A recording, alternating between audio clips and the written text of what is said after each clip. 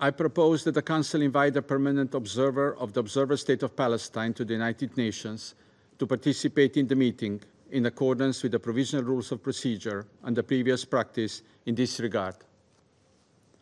There being no objection, it is so decided.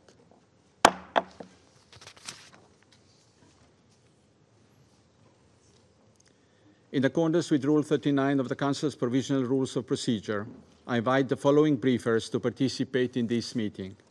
Ms. Rosemary DiCarlo, Under-Secretary General for Political and Peacebuilding Affairs.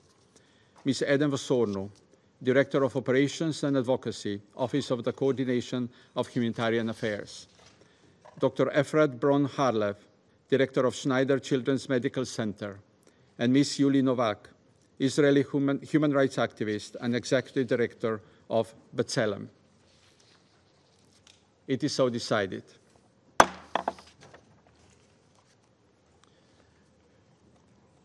The Council will now begin its consideration of item 2 of the agenda. I would like to remind everyone that this is an official meeting of the UN Security Council.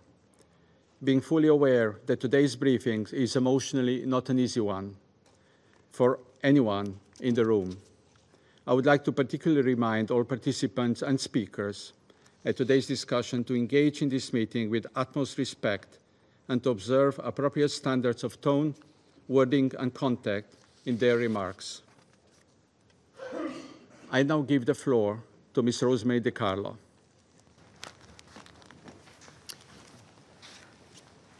Thank you, Mr. President. Nearly a year has passed since the horrific attacks by Hamas and other Palestinian armed groups in Israel, the single deadliest attack in the country's history. Over 1,250 Israelis and foreign nationals were killed, and around 250 individuals were abducted and taken into Gaza.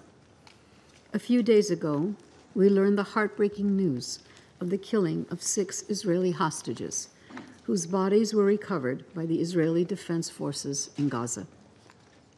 I would like to extend my deepest condolences to the bereaved families. I met the loved ones of several hostages last November in Jerusalem, including the parents of Hirsch Goldberg Poland. I watched the shocking and heartbreaking video footage of his capture, images I will never forget. According to the Israeli government, the hostages had been shot multiple times at close range. They were killed by Hamas shortly before Israeli soldiers were able to reach them inside a tunnel in Rafah. Following the recovery of the bodies, Hamas announced that militants guarding hostages in buildings and tunnels of Gaza had new instructions to kill hostages before they could be recovered alive by Israeli forces. At least 101 hostages are still held in Gaza. They are still denied humanitarian visits. Accounts of released hostages and other reports indicate they are likely being held in horrific conditions, with some being subject to violence, including sexual violence and other forms of abuse.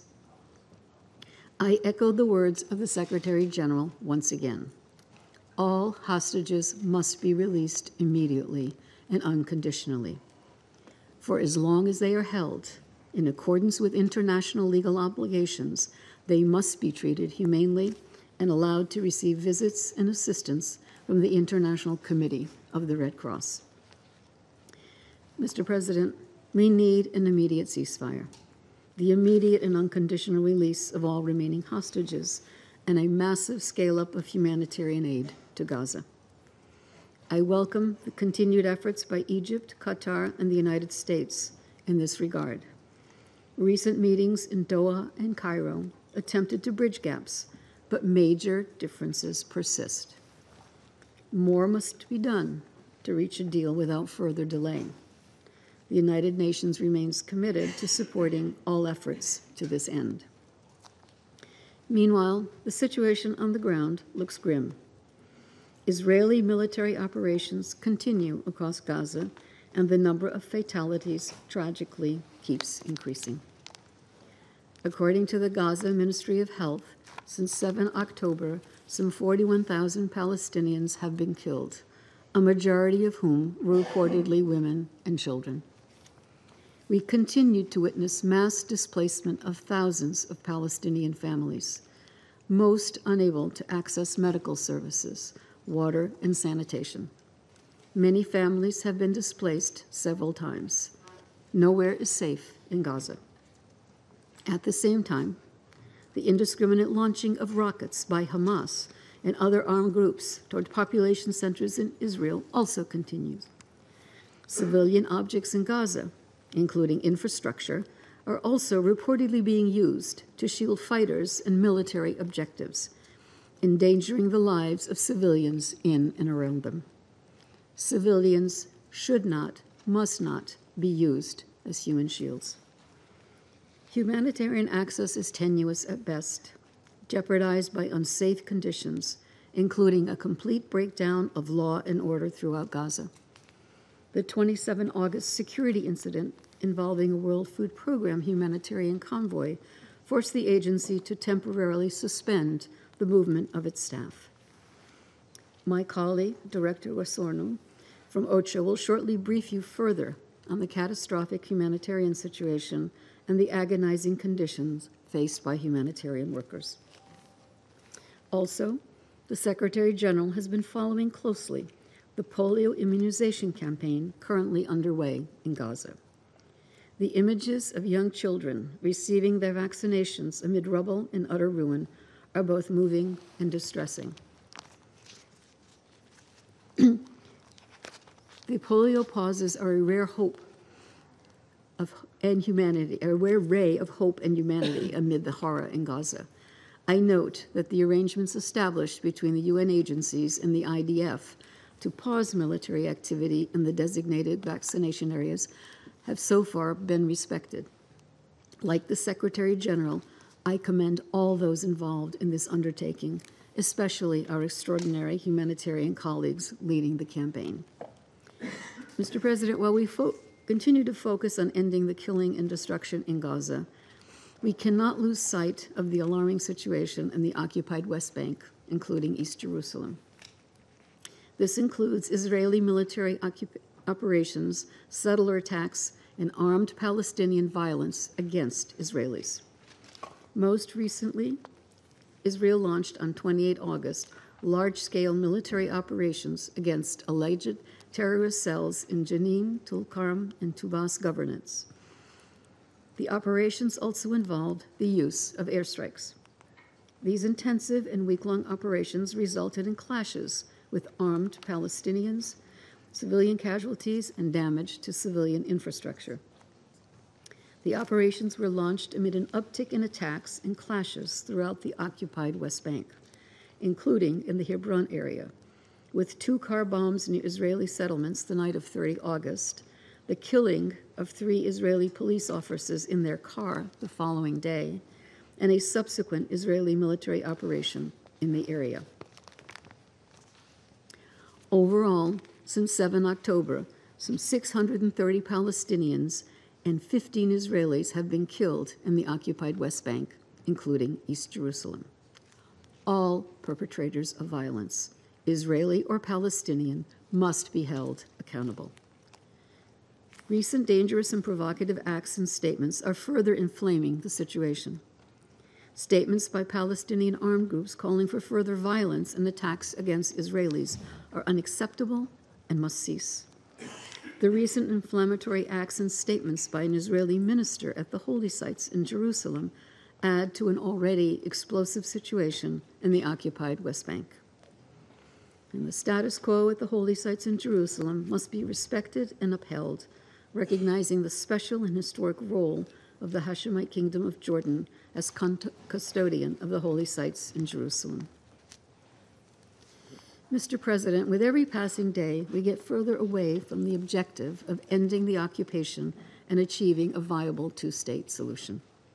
We remain convinced that durable peace will only be achieved when Israel and an independent, democratic, contiguous, viable, and sovereign Palestinian state live side by side in peace and security, within secure and recognized borders on the basis of the pre-1967 lines, with Jerusalem as the capital of both states.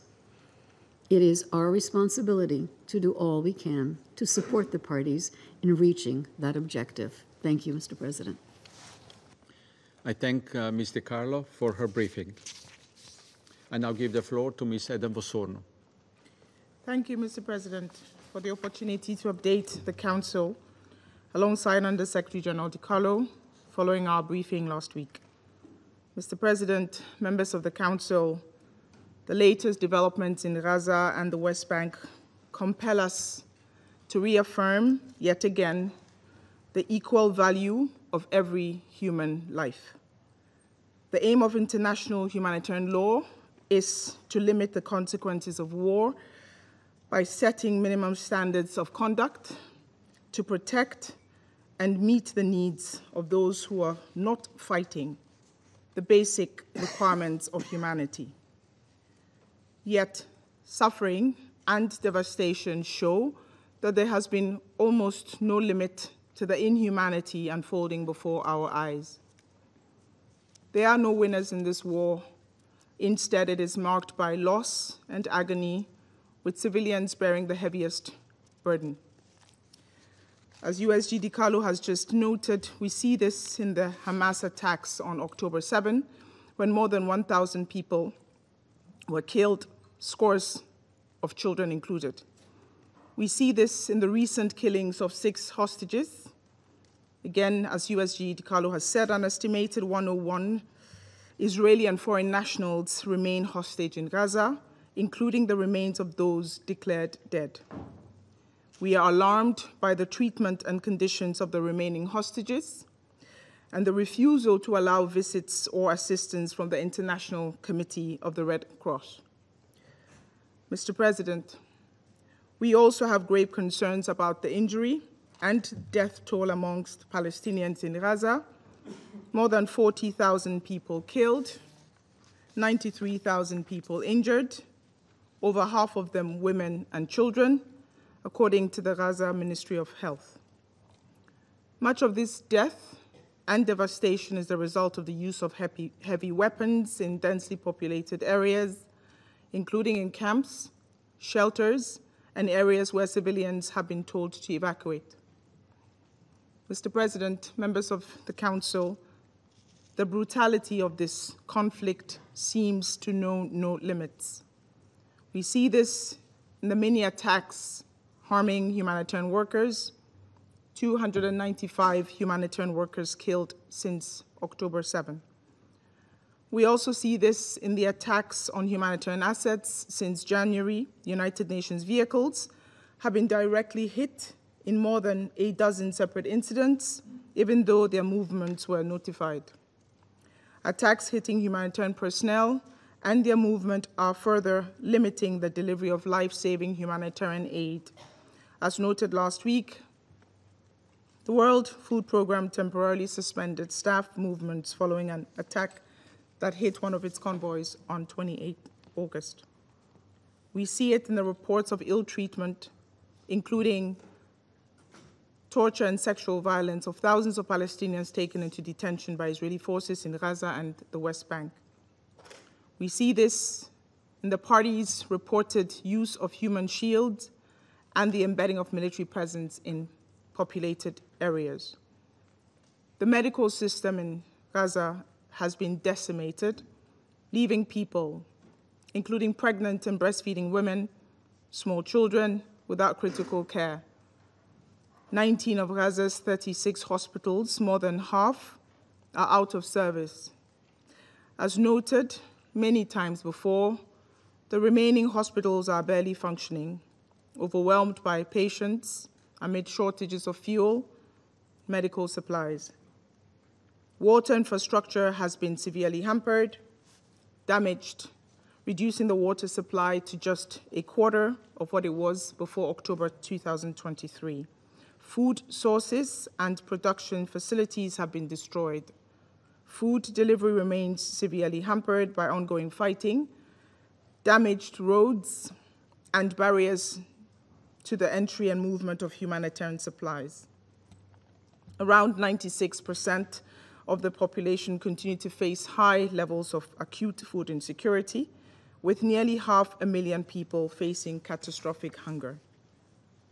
Vital humanitarian operations have been crippled, with growing denials of humanitarian missions and movements within Gaza, which is only causing suffering to compound further. At the same time, repeated evacuation orders leave civilians exposed to the dangers of hostilities and deprived of the essentials to survive. There is no safe place for civilians in Gaza. They must be allowed to seek protection. Mr. President, it does not have to be this way. Indeed, over the past few days, there have been signs that humanitarian objectives can inspire positive steps. We welcome the local humanitarian pauses, which have enabled the launch of the emergency polio vaccination, again, as Under Secretary General DiCarlo highlighted, and recognize the colossal efforts of human health actors to carry out the campaign in a very challenging environment. The Senior Humanitarian and Reconstruction Coordinator met with the highest government levels of the government of Israel yesterday on humanitarian concerns, including the importance of the polio campaign. According to the World Health Organization, over 187,000 children under the age of 10 have been vaccinated in the first phase of the campaign, towards the goal of reaching more than 640,000 children in the coming period. UNRWA is playing a vital role, including with over 200 teams operating in its clinics and health points. We also welcome the repair of the main water line between Israel and Khan Yunis by local partners in cooperation with UNICEF. While the water and sanitation situation in Gaza remains dire, the repair has restored water services in several areas, including Al-Mawasi, where hundreds of thousands of displaced people endure unbearable conditions. Despite all the challenges, we remain on the ground in Al-Mawasi and across Gaza, providing essential assistance, including food and shelter, and protection services as best as we can. Food rations are being distributed, albeit at reduced levels. Due to the lack of supplies, wheat flour is excluded from the ration as it is prioritized for the 14 bakeries supported by humanitarian actors. Tents are also being distributed, though they are, of course, insufficient to match the needs of repeatedly displaced families, especially with the approaching cold and rainy weather. Mr. President, distinguished members of the Council, allow me to reiterate our concern from last week. We remain very alarmed by the human toll of intensified Israeli military operations in the West Bank. On the night of 27 and 28 August, Israeli forces launched the largest military operation in decades in northern West Bank against the backdrop of increased casualties, settler violence, forced displacement, and movement restrictions. It's now been a week, and that operation is still ongoing. Humanitarian organizations assessed needs in Tulkarm and are responding, but were denied access by Israeli forces for an assessment in Jenin. While access denials have limited our ability to fully assess the humanitarian impact, we can confirm that over 24 Palestinians have been killed over the past week. Hundreds of families have been displaced. There has been wide-scale damage to basic infrastructure and private property from airstrikes, military bulldozers, exchanges of fire, and explosive detonations. I recall that any use of force in the West Bank must comply with international human rights law and the standards governing law enforcement. Tactics typically used during hostilities and armed conflict are inconsistent with these standards and raise concerns of excessive use of force. Mr. President, respect for international humanitarian law and international human rights law is not optional. Allow me to restate that hostages must be released, civilians must be protected, and their essential needs must be met. This Council and all member states must use their influence to ensure compliance, including by exerting diplomatic and other pressure and cooperating in pursuing accountability.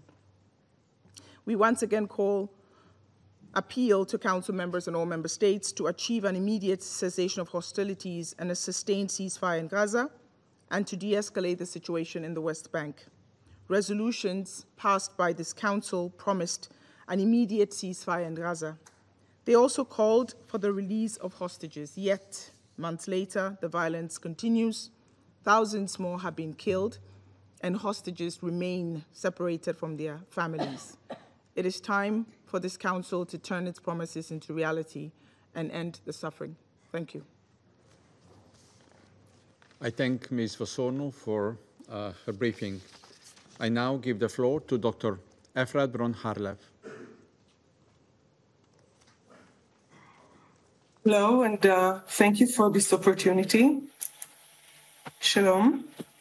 My name is Efrat Bron-Harlev. I'm the CEO of Schneider Children's Medical Center of Israel and a pediatric intensive care physician. I'm also a mother of 4 boys. On October 7th, less than a year ago, our lives changed.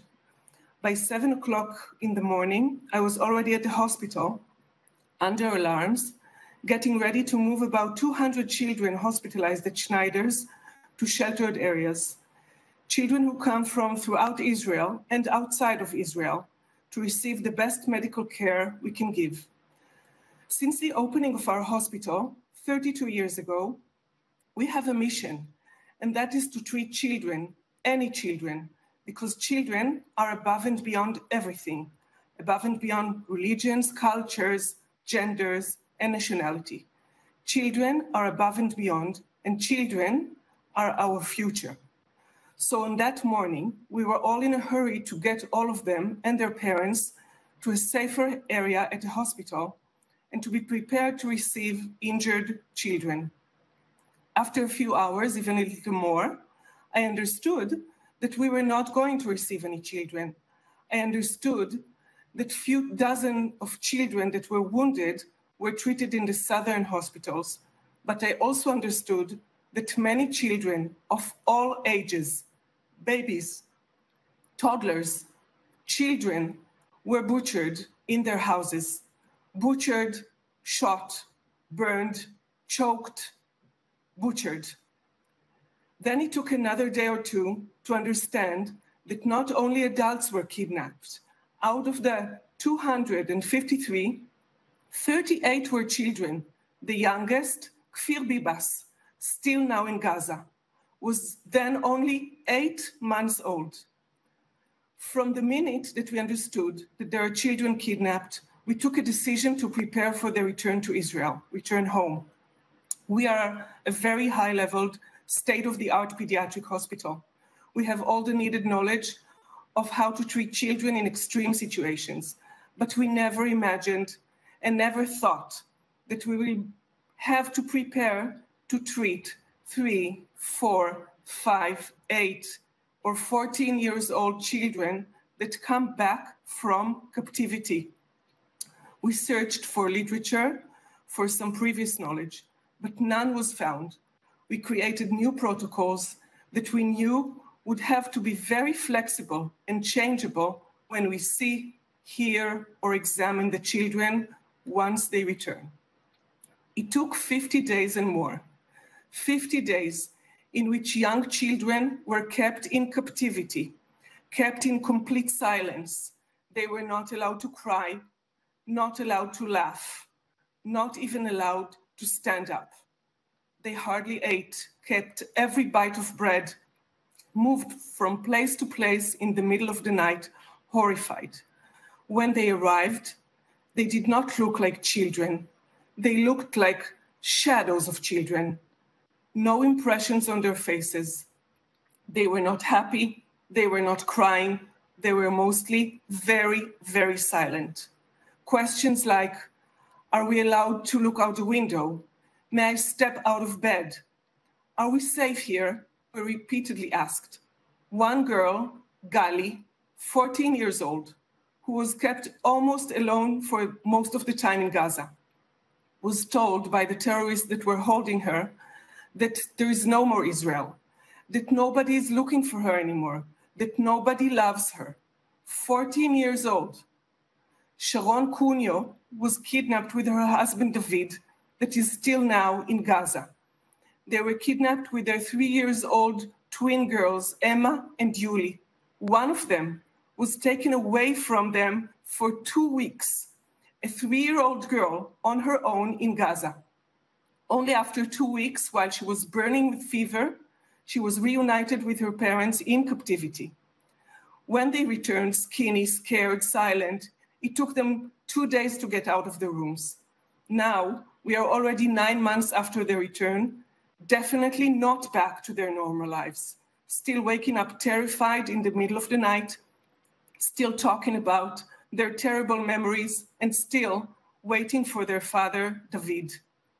We received at Schneider 19 children, 6 mothers and 1 grandmother that were all in captivity.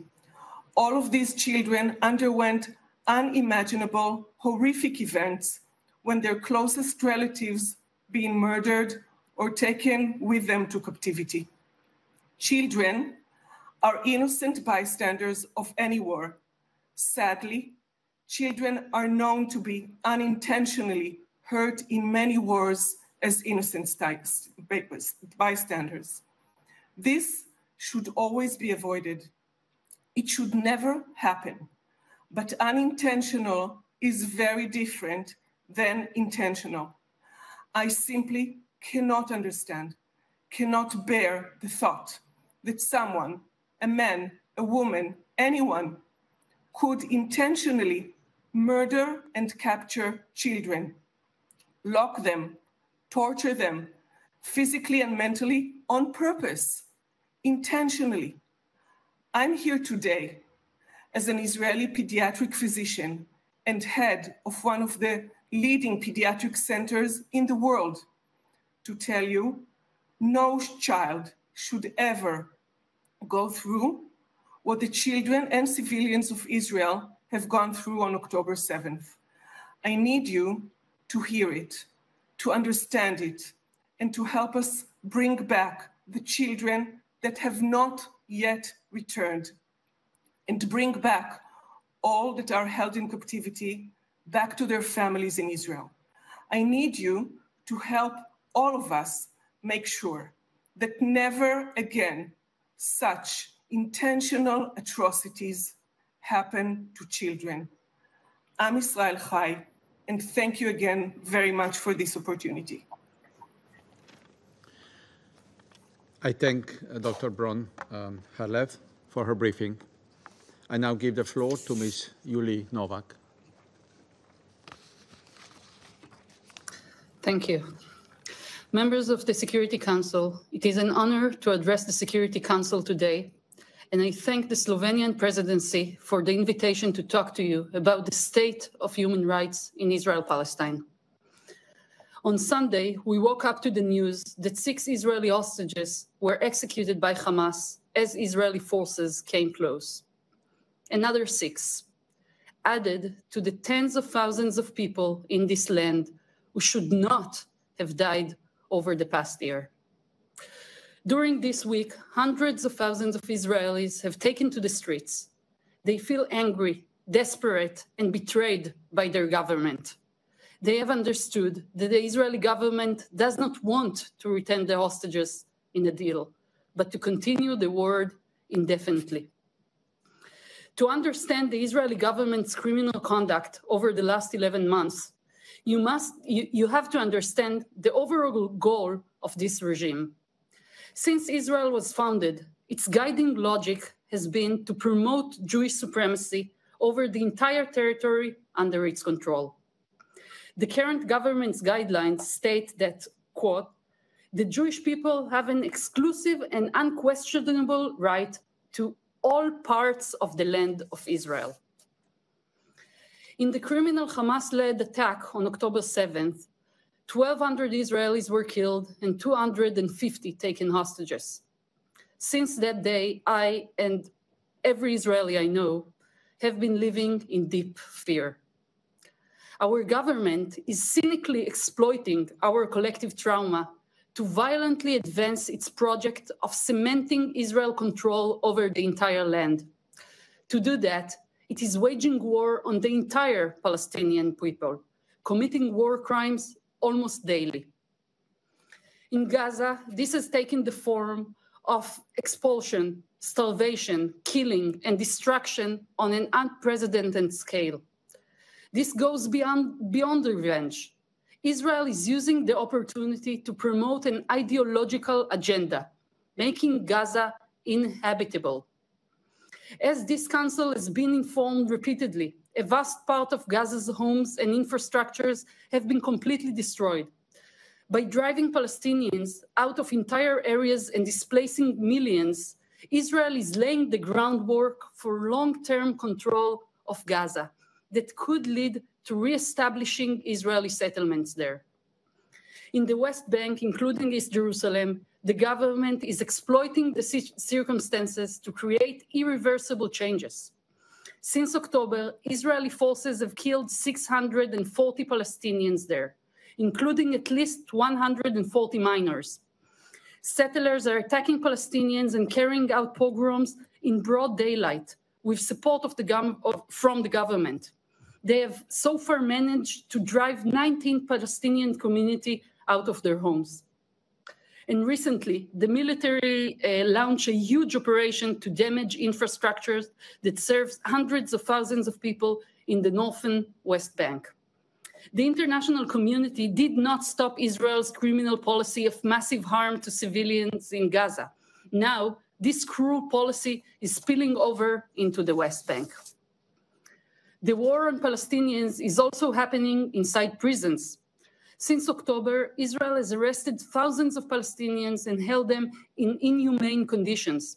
Last month, we at B'Tselem published a report called Welcome to Hell. It shows a shocking pattern of abuse that amounts to torture. The government of Israel has used the war to turn Israeli prisons into a network of torture camps for Palestinians. This violence is possible because Israel has enjoyed impunity for decades. As long as this impunity continues, the killing and destruction will continue and expand, and fear will continue to rule the land. The international community has failed its duty to protect civilians. 4 UN Security Council resolutions on the Gaza conflict did not lead to a lasting ceasefire or free the hostages. The risk of regional escalation has grown. Diplomatic efforts did not stop the mass killing of civilians and the humanitarian disaster in Gaza. The Council must acknowledge this failure and take effective action to compel Israel and Hamas to immediately and permanently cease all hostilities. But de-escalation is only the first step. It is time for the Council to address the opinion of the International Court of Justice on the illegality of Israel's entire occupation and settlement project. Every day that this Council does not act on the Court's call to end the occupation and apartheid is another day you are abandoning us, the people of this land, who are suffering and dying in tens of thousands needlessly under a cruel and unjust apartheid regime. Thank you. I thank Ms. Novak for her briefing. I now give the floor to those council members who wish to make the statements. I give the floor to the representative of Algeria. Mr. President, let me first congratulate you for assuming the presidency of the Security Council for the month of September. And I want to extend the full support of Algeria to your mandate. I wish also to congratulate Sierra Leone for the very successful presidency during the month of August. At the outset, Mr. President, I wish to express my profound gratitude to you for convening this meeting at a moment when our region particularly the occupied Palestinian territory, is witnessing serious violations that threaten to unravel the very foundations upon which the international community has sought to resolve the conflict in the Middle East. I extend my thanks to both Mrs. Di Carlo and Mrs. Wosornu for their comprehensive briefings. And we listened carefully to the briefers from the civil society. Their words vividly illustrate the magnitude of the suffering enduring by the Palestinian people. A suffering that underscores the failure of the international community, failure to enforce its own decision against an Israeli occupying power that acts with impunity, shielded from accountability. Mr. President, if we are gathered here today, it is because diplomacy has failed. It is because this Security Council, entrusted with maintaining international peace and security, has not fulfilled its duty. How many lives could have been saved? How much suffering could have been avoided if we have been more resolute in implementing our resolution, including Resolution 2735. I cannot help but think that had the ceasefire been imposed, more than 3,000 Palestinians, 3,000 Palestinians, half of them women and children, would have been spared. I cannot help but think that had the ceasefire been enforced by this Council, the 6 hostages would be alive and free today. For us, there can be no double standard in recognizing suffering or in grieving the loss of a loved one. For us, every life matters. Mr. President, the Israeli occupation continues inflicting collective punishment upon the Palestinians in Gaza and West Bank. The staggering toll of death and destruction reveals a barbarism aimed at erasing the Palestinian identity and with it the vision of the Palestinian state. As the world struggles to secure a ceasefire in Gaza, despite the clear demand from the international community, including this very Council, the Israeli occupier escalate since last week its operations in the West Bank, continuing to slaughter Palestinians in a blatant violation of international law. Since last October, in West Bank, 680 Palestinians have been killed by the Israeli occupying forces and also by settlers, including 150 children. We all have condemned several times these war crime and crime against humanity. But today, mere words are not enough. Today, we must act to ensure that the international law is above all. As the primary organ responsible for maintaining international peace and security, this Council must act without further delay to ensure its decisions are respected, to ensure its decisions are implemented, and initiate a genuine and effective peace process in the Middle East.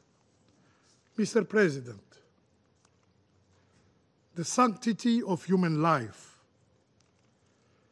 and the shared experience of suffering must unite us, lest we lose our humanity. For us, every life holds equal value, despite race, religion, or color, and we cannot turn a blind eye to any suffering. Every single innocent life matters. Yet, let us recognize that the plight of Palestinian detainees is often, too often, silenced or ignored. They endure torture. They endure abuse. They endure denial of access by the ICRC in a flagrant violation of international humanitarian law and human rights law.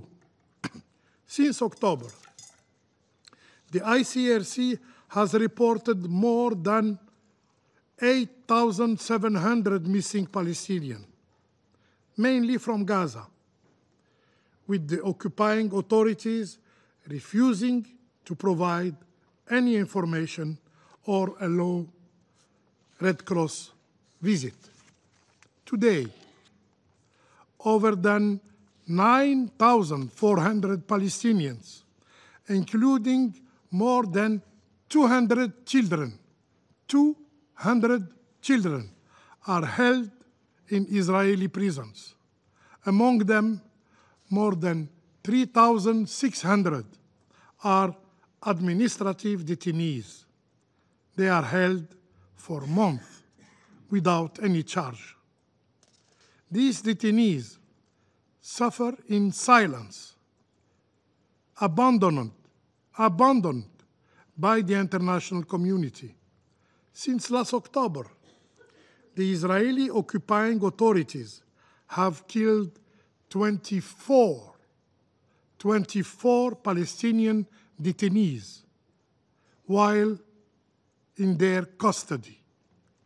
Just this Monday, the day before yesterday, the Israeli forces brutally executed Ayman Abed through beating and torture. Do you know what Ayman Abed's crime was? Nothing. He was arrested solely to pressure his son to turn himself in. This is the policy of the occupation. Dear colleagues, the number 552 may be meaningless to many of you, but for Palestinians' families, it represents the bodies of their loved one still held by the Israelis occupier. Yes, the Israelis occupier is holding 552 bodies of Palestinians. Can we fathom that the body of Yasser Shatat, killed in 1968, is still held by the Israeli occupier. Those responsible for all these crimes cannot remain unpunished. As President Tebboune stated, those involved in the massacre and extermination of Palestinians must be brought to justice. Mr. President, to conclude, we are faced with a test of our commitment to the law and to the principle that define the international orders. And it is the responsibility of the international community and this Security Council in particular to protect the multilateral system by reining in the occupation authorities that seek to extinguish the hope of Palestinian state. Silence and inaction in the face of this policy, in the face of these atrocities, will only drive the region toward further escalation. I thank you. I thank the representative of Algeria for their statement. I give the floor to the representative of the United States of America. Thank you, Mr. President, and allow me also to congratulate you on the assumption of the presidency. And I would also like to commend Sierra Leone for a successful presidency during the month of August.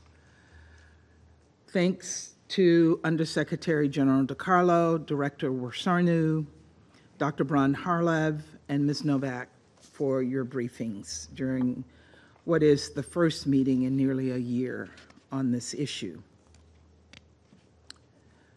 Hersh Goldberg Paulin loved geography. For his bar mitzvah, he asked for atlases and maps, for the gift of understanding the world, of wrapping it in his arms. His father imagined that his son would someday work for National Geographic, but I think Hersh may have also become an American diplomat, a peace builder, someone who could forge even the deepest divides, and maybe even here in this room. I had the honor of getting to know Hersh through his parents, Rachel and John. On October 7th, Hamas killed their son's friend, blew off their son's hand, and then stole their son's future, holding him hostage in the tunnels beneath Gaza for 331 days.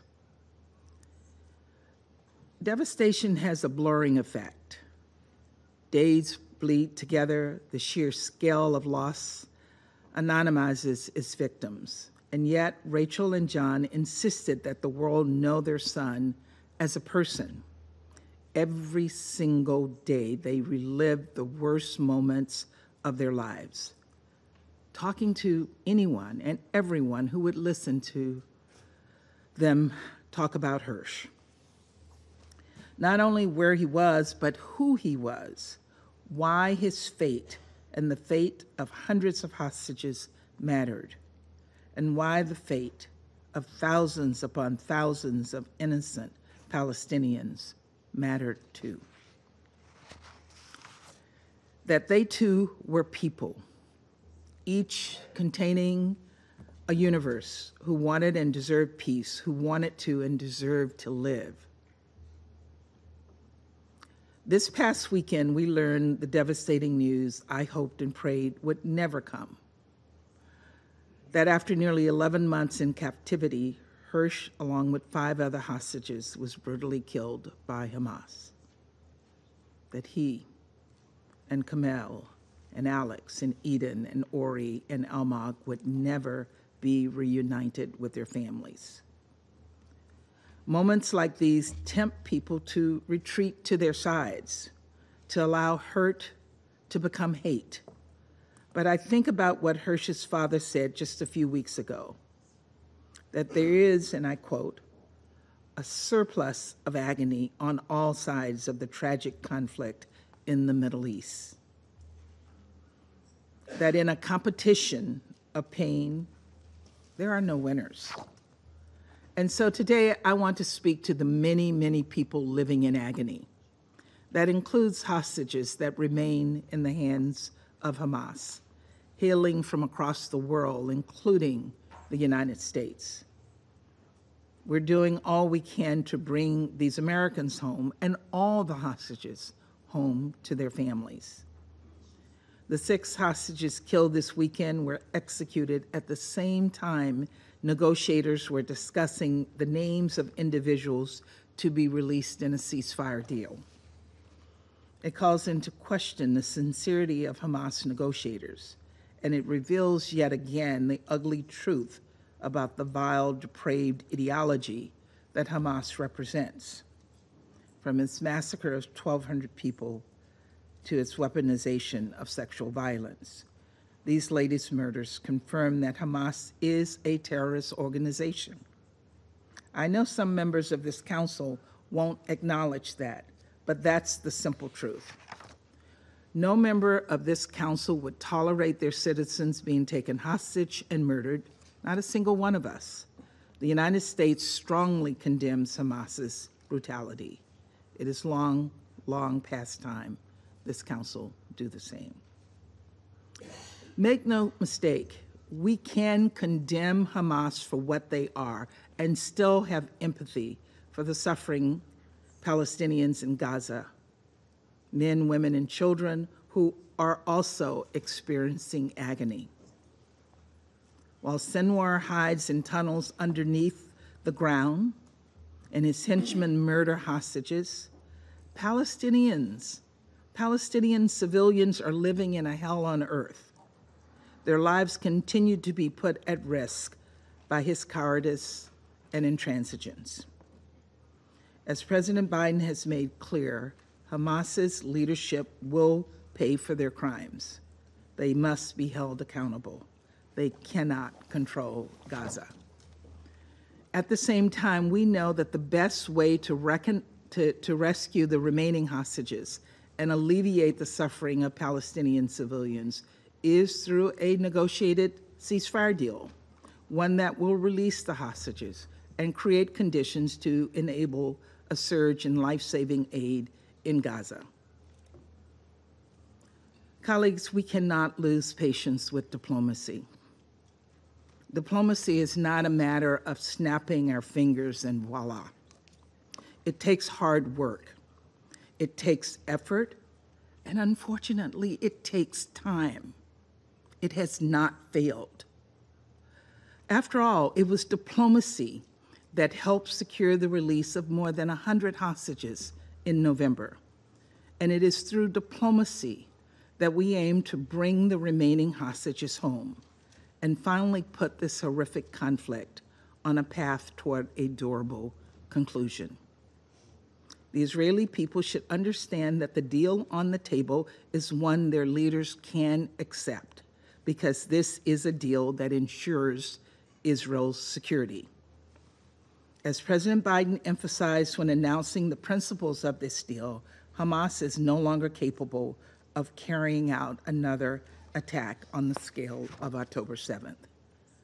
And so we continue to work closely with Qatar and Egypt to find a way forward and do all we can to make this deal a reality once and for all.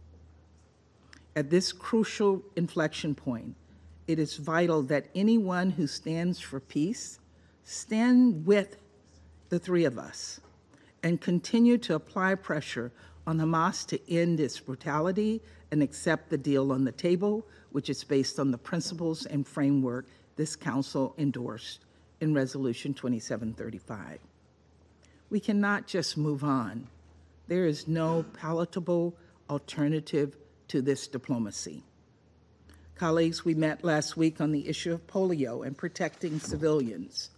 Since that meeting, Israel has coordinated closely with the UN to ensure the WHO and UNICEF could begin implementing a phased campaign vaccinating children under the age of 10 in Gaza. The United States welcomes the initial progress, hundreds of thousands of vaccines administered in the first days of the campaign alone, and we reiterate the importance of UN and NGO personnel having the safety and space to administer polio vaccines and inoculate Gaza's at-risk population. Children's lives depend on their success. Separately, we're closely following the situation in the West Bank. We're concerned about the recent uptick in Israeli military activity there and believe that actions could escalate tensions must be curtailed. In particular, violent rhetoric and attack by extremist settlers against Palestinian civilians in the West Bank are unacceptable and must stop. Israeli authorities must take measures to protect West Bank communities from harm, including by intervening to stop such violence and by holding all perpetrators accountable. And we continue to emphasize that a revitalized and reformed Palestinian Authority is in Israel's own interest, and that steps that undermine the PA will not make Israel more secure. Indeed, Hamas's brutal murder of hostages is a reminder that a terrorist group does not and can never claim to represent the vast majority of Palestinians. But Hamas's hateful ideology cannot be defeated through silence. Leaders in Ramallah and in countries throughout the region must condemn Hamas's violent actions and increase public pressure on Hamas to accept the deal on the table. Colleagues, I hoped and believed that I would see Hirsch Goldberg-Pollen alive, that I could have met him, talked to him about the magic of exploring the world, of healing the world. I believed that I could have hugged him and told him how hard his parents fought for him, how hard they fought for every hostage family, every innocent Israeli and Palestinian whose life was destroyed by the scourge of war. I'm devastated that I will never be able to meet Hirsch, but I know that his memory lives on in his extraordinary parents. I know that even though they have every reason to crawl under the covers and never emerge, they will continue to fight for humanity, to fight for dignity, for peace, for diplomacy, even when it feels slow, even when it feels impossible. For the return of the hostages, for an end to this horrific war, and for a better future for us all. We owe it to them and their beloved son, to parents and children like them, Israeli and Palestinians alike, to do the same. Thank you. I thank the representative of the United States, and I give the floor to the representative of France. Monsieur le Président, je remercie Mesdames Di Carlo et Woizornou pour leurs interventions. La France a appris avec indignation l'assassinat par le Hamas de 6 otages. Nos pensées vont vers leurs familles et vers leurs proches, à qui nous adressons toutes nos condoléances. La France exprime sa pleine solidarité envers le peuple israélien. Elle redit sa condamnation des attaques terroristes du 7 octobre. Elle réaffirme son attachement indéfectible à la sécurité d'Israël. Nous appelons à la libération de tous les otages, y compris celle de nos compatriotes. C'est une priorité absolue pour la France. Monsieur le Président, un cessez-le-feu immédiat et permanent est indispensable pour mettre fin aux souffrances de la population et pour permettre l'acheminement massif de l'aide. Cela ne peut plus attendre. La situation humanitaire est catastrophique, tant au plan sanitaire qu'au plan alimentaire. La France salue le début de la campagne de vaccination contre la polio, grâce à l'OMS, l'UNICEF et l'UNRWA. L'accord sur des pauses humanitaires localisées qui a permis cette campagne doit prévaloir aussi longtemps que la situation sur le terrain le nécessitera. Cette campagne de vaccination démontre qu'il est possible de permettre aux acteurs humanitaires d'agir sur le terrain, Cela doit devenir la règle, comme l'exige le droit international humanitaire. Monsieur le Président, la France est très préoccupée face à la dégradation rapide de la situation au nord de la Cisjordanie, à la suite des opérations militaires israéliennes. Celles-ci contribuent à l'instabilité et elles sont de nature à déclencher un grave cycle de violence dans toute la Cisjordanie. La France condamne la politique de colonisation. Celle-ci est contraire au droit international. Les autorités israéliennes doivent faire cesser les violences et la politique de terreur de certains colons extrémistes. Monsieur le Président, la seule solution pour mettre fin à la guerre ainsi qu'au désastre humanitaire qui dure depuis 11 mois dans la bande de Gaza, c'est un accord entre le Hamas et Israël. La France soutient les efforts de médiation des États-Unis, de l'Égypte et du Qatar. Ces négociations doivent enfin aboutir. La France appelle les parties à faire les compromis nécessaires. Face à la montée des tensions au Moyen-Orient, ce Conseil doit tout faire pour éviter un embrasement régional. La France poursuit ses efforts en ce sens, en lien avec ses partenaires. Je vous remercie. I thank the representative of France, and I give the floor to the representative of the United Kingdom. Thank you, President, and I join others in thanking Under-Secretary General De Carlo, Director Wasonu, Dr. Bron-Harlov and Ms. Novak for briefing us today. Last week, we heard the news that the bodies of 6 Israeli hostages were recovered in Gaza. We condemn their murder by Hamas. My Prime Minister has conveyed his thoughts and prayers for the families and the Israeli people.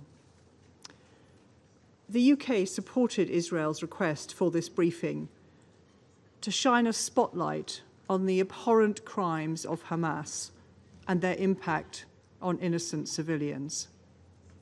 It is also entirely right, as Algeria proposed, to focus on recent grave developments in the West Bank and Gaza.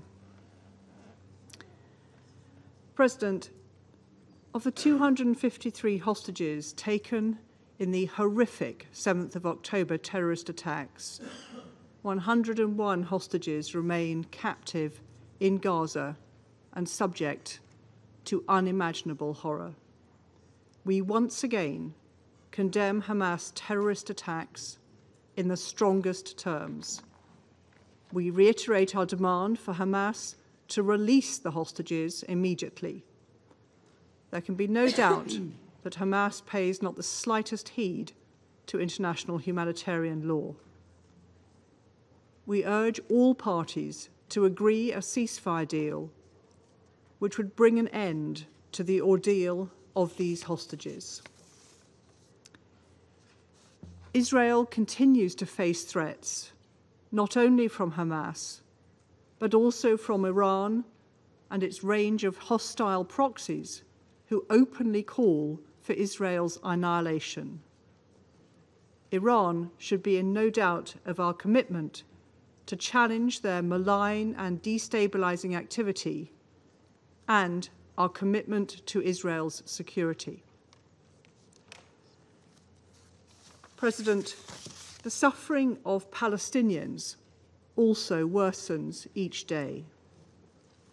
Over 40,000 Palestinians have been killed, many of whom are women and children.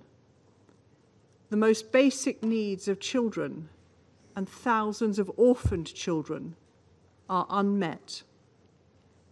A ceasefire deal offers an opportunity to end their suffering.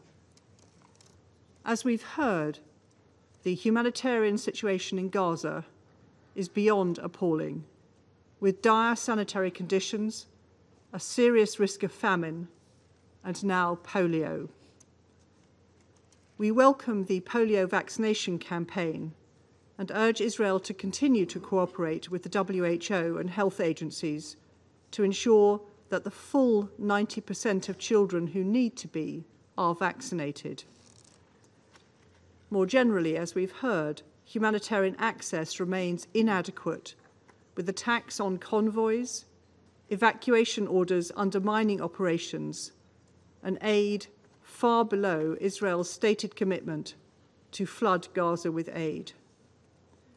We urge Israel to do much more to ensure life-saving food and medical supplies reach civilians in Gaza. As my Foreign Secretary said this week, we're also deeply concerned by credible claims of mistreatment of Palestinian detainees, which the International Committee of the Red Cross cannot investigate after being denied access by Israel. President, concerns on the treatment of detainees and humanitarian access were part of my government's review into Israel's international humanitarian law compliance. As a result, my Foreign Secretary took the decision to suspend certain UK arms export licenses to Israel earlier this week. This decision in no way undermines our unwavering commitment to Israel's security. Whilst we recognise Israel's need to defend itself against security threats, the UK is also deeply worried by the ongoing IDF operations in the West Bank, particularly the reports of civilian casualties and the destruction of civilian infrastructure. Israel must also tackle the accelerating settler violence and end its illegal expansion of settlements, which undermine prospects for the realization of the two-state solution.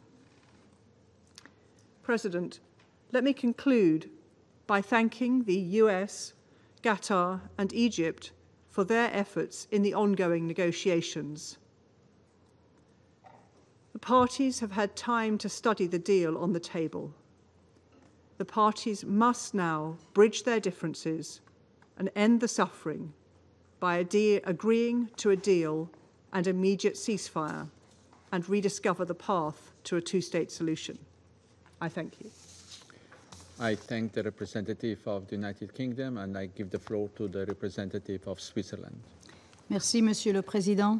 Et comme il s'agit de notre première déclaration au Conseil ce mois, permettez-moi tout d'abord de remercier la Sierra Leone pour sa présidence le mois passé et de vous souhaiter beaucoup de succès à l'occasion de votre présidence en ce mois de septembre.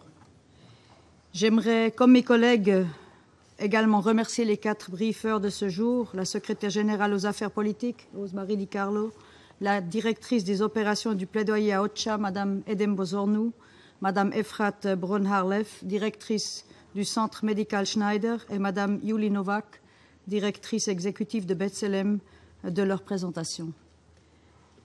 La Suisse a fermement condamné les actes de terreur, la prise et la détention d'otages perpétrés par le Hamas et d'autres groupes armés palestiniens depuis le 7 octobre dernier.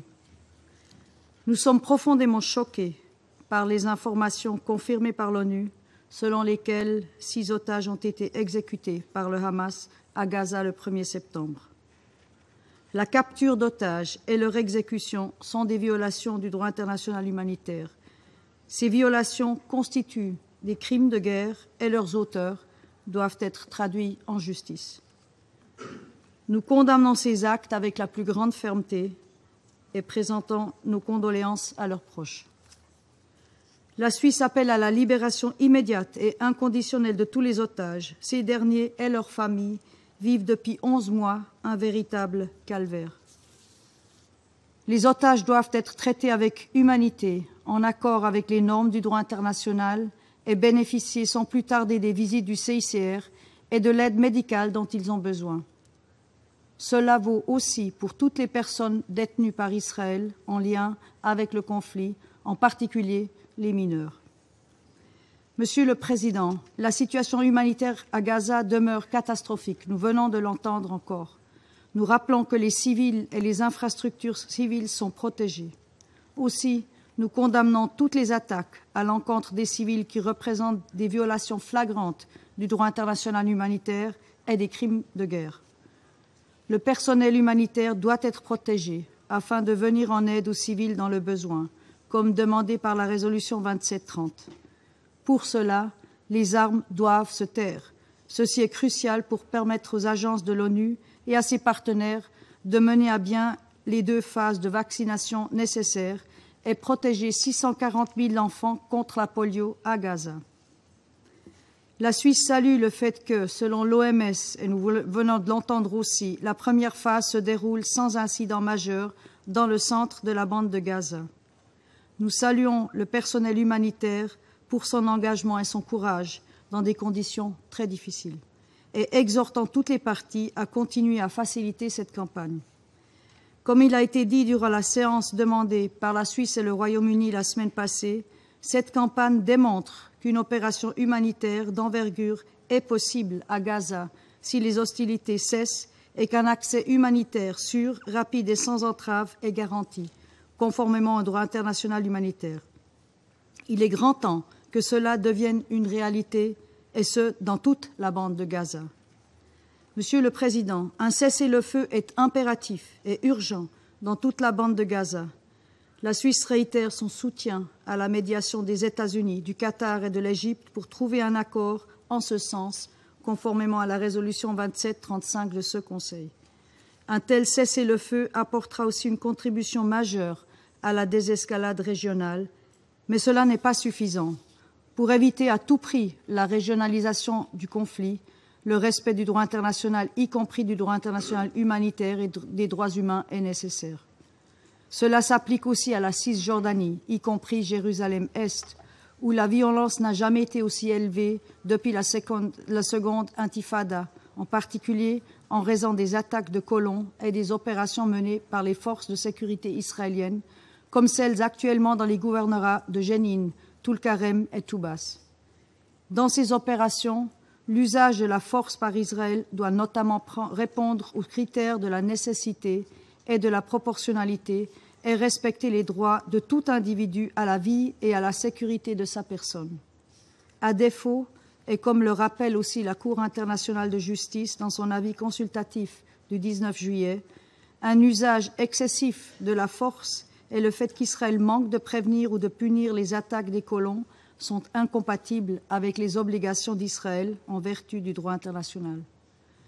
La Suisse souligne qu'Israël, en tant que puissance occupante, est responsable du maintien de l'ordre en Cisjordanie et d'assurer la protection et le bien-être de la population, qui comprend la réalisation de leurs droits fondamentaux. Nous exhortons les autorités israéliennes à traduire en justice tous les auteurs de violences envers les civils et de destruction délibérée de biens et infrastructures civiles. Nous le rappellerons inlassablement, tout acte de violence à l'encontre de civils, israéliens et palestiniens, est inacceptable. Le droit international doit être respecté en tant que première étape essentielle sur le chemin de la paix. Ce chemin doit aboutir à la solution négociée à 2 États, Israël et la Palestine, dont Gaza fait partie intégrante, et vivant côte à côte en paix et en sécurité à l'intérieur de frontières sûres et reconnues. Je vous remercie. I thank the representative of Switzerland and I give the floor to the representative of Ecuador. Gracias, presidente, y agradezco a los oradores por sus exposiciones informativas, a la presidencia por convocarnos de manera rápida y eficiente, respondiendo a pedidos de varias delegaciones. Le felicito además por asumir la presidencia y le ofrezco todo el apoyo de esta delegación. El Ecuador condena enérgicamente el asesinato de los 6 rehenes israelíes cuyos cadáveres fueron encontrados en el sur de la franja el pasado fin de semana. El asesinato de rehenes es una grave violación de los derechos humanos y del derecho internacional. Los responsables deben ser llevados ante la justicia y pagar por sus actos. Mi país extiende sus condolencias a las familias de los rehenes muertos. Es imperativa la liberación de los 101 rehenes que permanecen en poder de Hamás desde su secuestro, producido durante los ataques terroristas perpetrados por ese grupo el pasado 7 de octubre, ataques que mi país deplora una vez más. Esta liberación de rehenes debe producirse de manera inmediata e incondicional. Es asimismo necesario un inmediato alto al fuego que permita mejorar las condiciones humanitarias cada vez más difíciles que enfrenta la población civil en Gaza y reducir las tensiones regionales. El Ecuador condena también los ataques contra civiles y personal humanitario. Es preciso detener la muerte y destrucción. En definitiva, lo sucedido hace evidente la necesidad de la implementación de la resolución 2735 de este Consejo sin excusas ni demoras artificiales. Para el efecto, las partes deben concluir ya sus negociaciones de buena fe, demostrando voluntad política y verdadera valentía. Este sería el menor homenaje al interés superior de los niños, palestinos e israelíes, quienes deben ser protegidos en todo momento, no lastimados y menos deliberadamente atacados. La campaña de vacunación contra el polio, que inició hace pocos días, es una muestra que con genuina voluntad política los resultados llegan. El Ecuador valora y agradece la labor de la OMS y de todas las agencias de Naciones Unidas que están involucradas en este esfuerzo. En cuanto a la situación de Cisjordania, la escalada de violencia y las grandes operaciones militares registradas en la zona en los últimos días hacen necesario reiterar los llamados hechos en repetidas ocasiones a actuar con contención y moderación, respetando en todo momento las disposiciones del derecho internacional humanitario. Se debe siempre recordar que los civiles y la infraestructura civil no pueden ser objeto de ataques y gozan de protección. Finalmente, señor presidente, es necesario detener las provocaciones y las declaraciones que exacerban la violencia. El status quo de los sitios sagrados de Jerusalén debe ser respetado. Es momento de actuar con responsabilidad. Gracias. I thank the representative of Ecuador for their statement, and I give the floor to the representative of Guyana. Mr. President, allow me to firstly congratulate you on the assumption of the presidency of the Council. You have Guyana's full support, and I also extend our gratitude to the delegation of Sierra Leone for their excellent stewardship last month. I thank Under-Secretary General Di Carlo and Director Wasurno for the information provided. I also listened carefully to the moving words of Dr. Efrat Brun-Harlev and Ms. Yuli Novak. Mr. President, the arbitrary deprivation of an individual's liberty is one of the most egregious crimes. It is particularly repulsive because it attacks a person's dignity, especially when that individual, someone's mother, father, sister, brother, grandparent, or relative, is reduced to a bargaining chip. Guyana reiterates its strong condemnation of the taking of hostages during the 7th October attacks on Israel and underscores that such actions constitute a grave violation of international law, particularly Common Article 3 of the Geneva Conventions. On the same principle, Mr. President, we also demand the immediate release of all Palestinians arbitrarily detained in Israel. No life is more valuable than the other, and a crime is still a crime, regardless of the perpetrator. Mr. President, the people of Palestine continue to be deprived of their freedom and are now being dragged to the edge of the precipice. From all indications, they would be thrown over that precipice, except drastic measures are taken by this Council and by those countries with real influence to stop the aggressor. This is simply what is needed for the aggression of the occupying power against the Palestinian people to stop immediately and unconditionally. We should, however, not entertain the dangerous notion that the cessation of hostilities in the Gaza Strip and the West Bank, to which those hostilities are now spreading, is a privilege we must implore the occupying power to grant to innocent civilians in Palestine. Neither should we entertain the equally dangerous notion that Israel has the right to defend itself in whatever manner it deems fit. On the contrary, Israel has both legal and moral obligations to end its hostilities in Gaza and the West Bank, and to take all actions to ensure the protection of civilians and the provision of essential goods and services for their survival. How many more briefings do we need to hear? And how many more tragic figures must we be apprised of before we take meaningful and decisive measures to stop the genocide of Palestinians?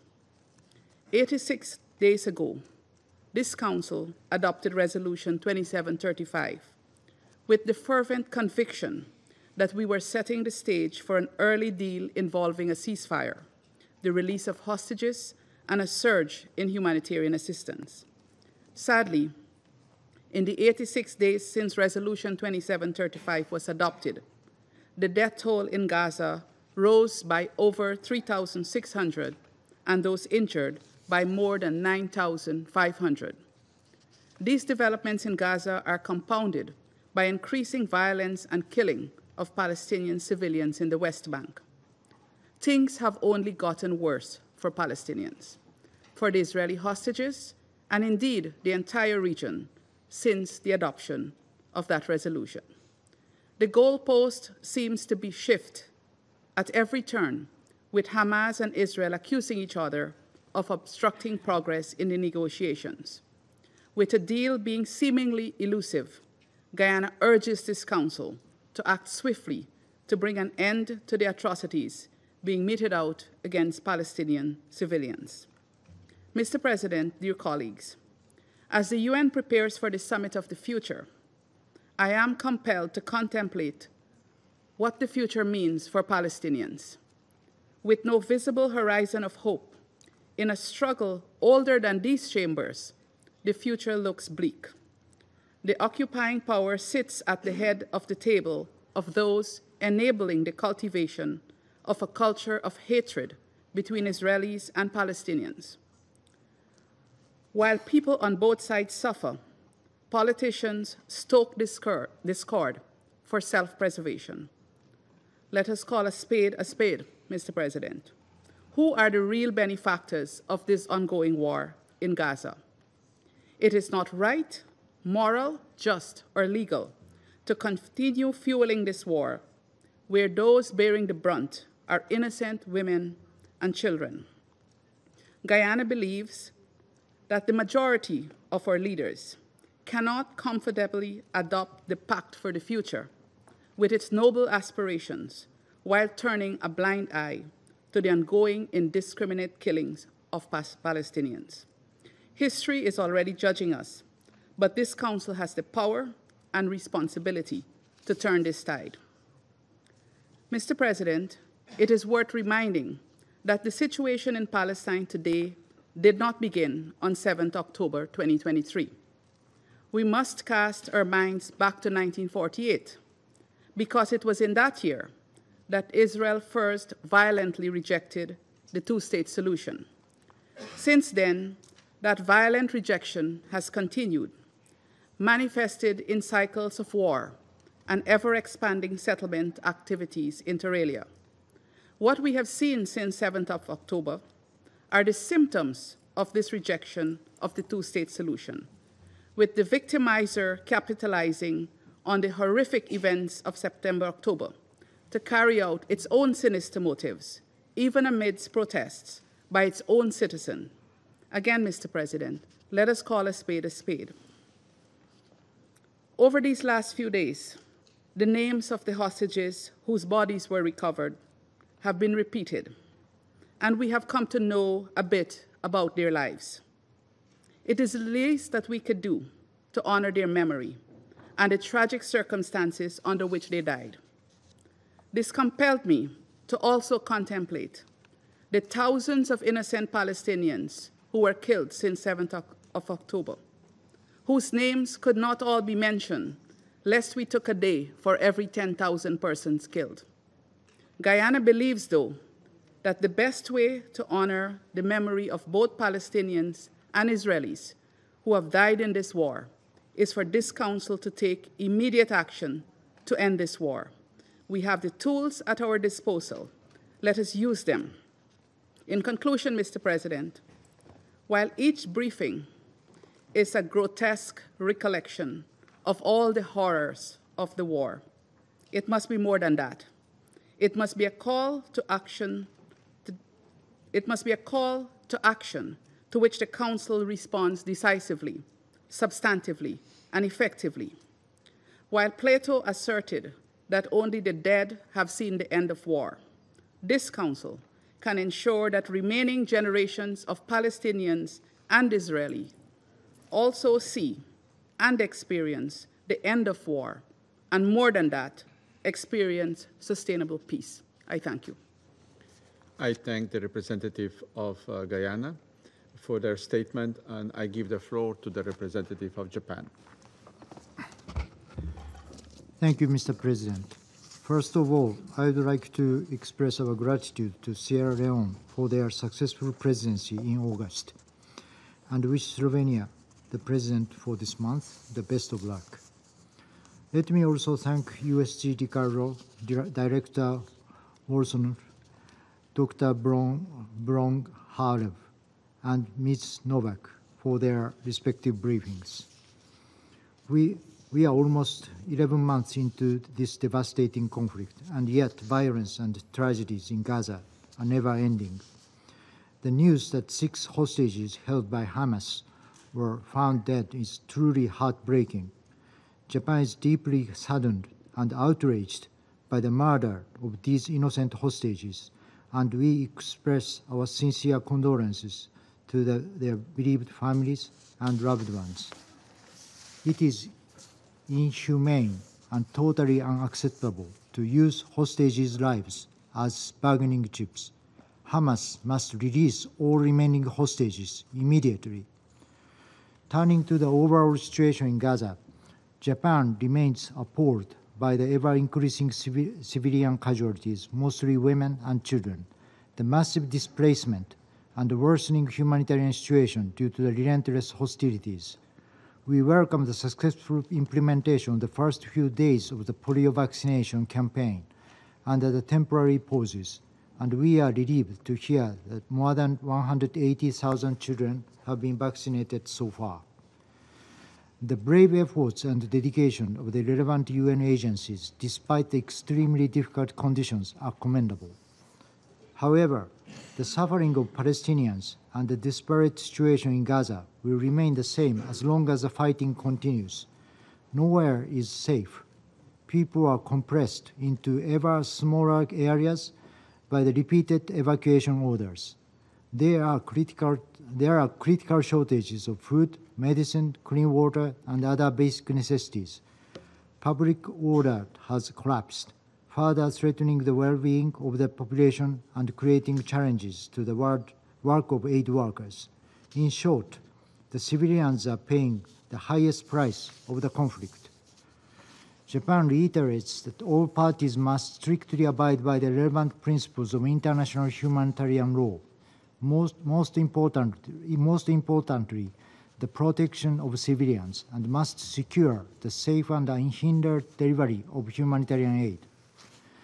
Mr. President, while our eyes are on Gaza, Japan is also seriously concerned about the deteriorating situation in the West Bank. We deeply regret the continuing settlement activities and condemn extreme settler violence committed against Palestinians. Most recently, the ongoing large-scale Israeli military operations in the West Bank and their ramifications are alarming.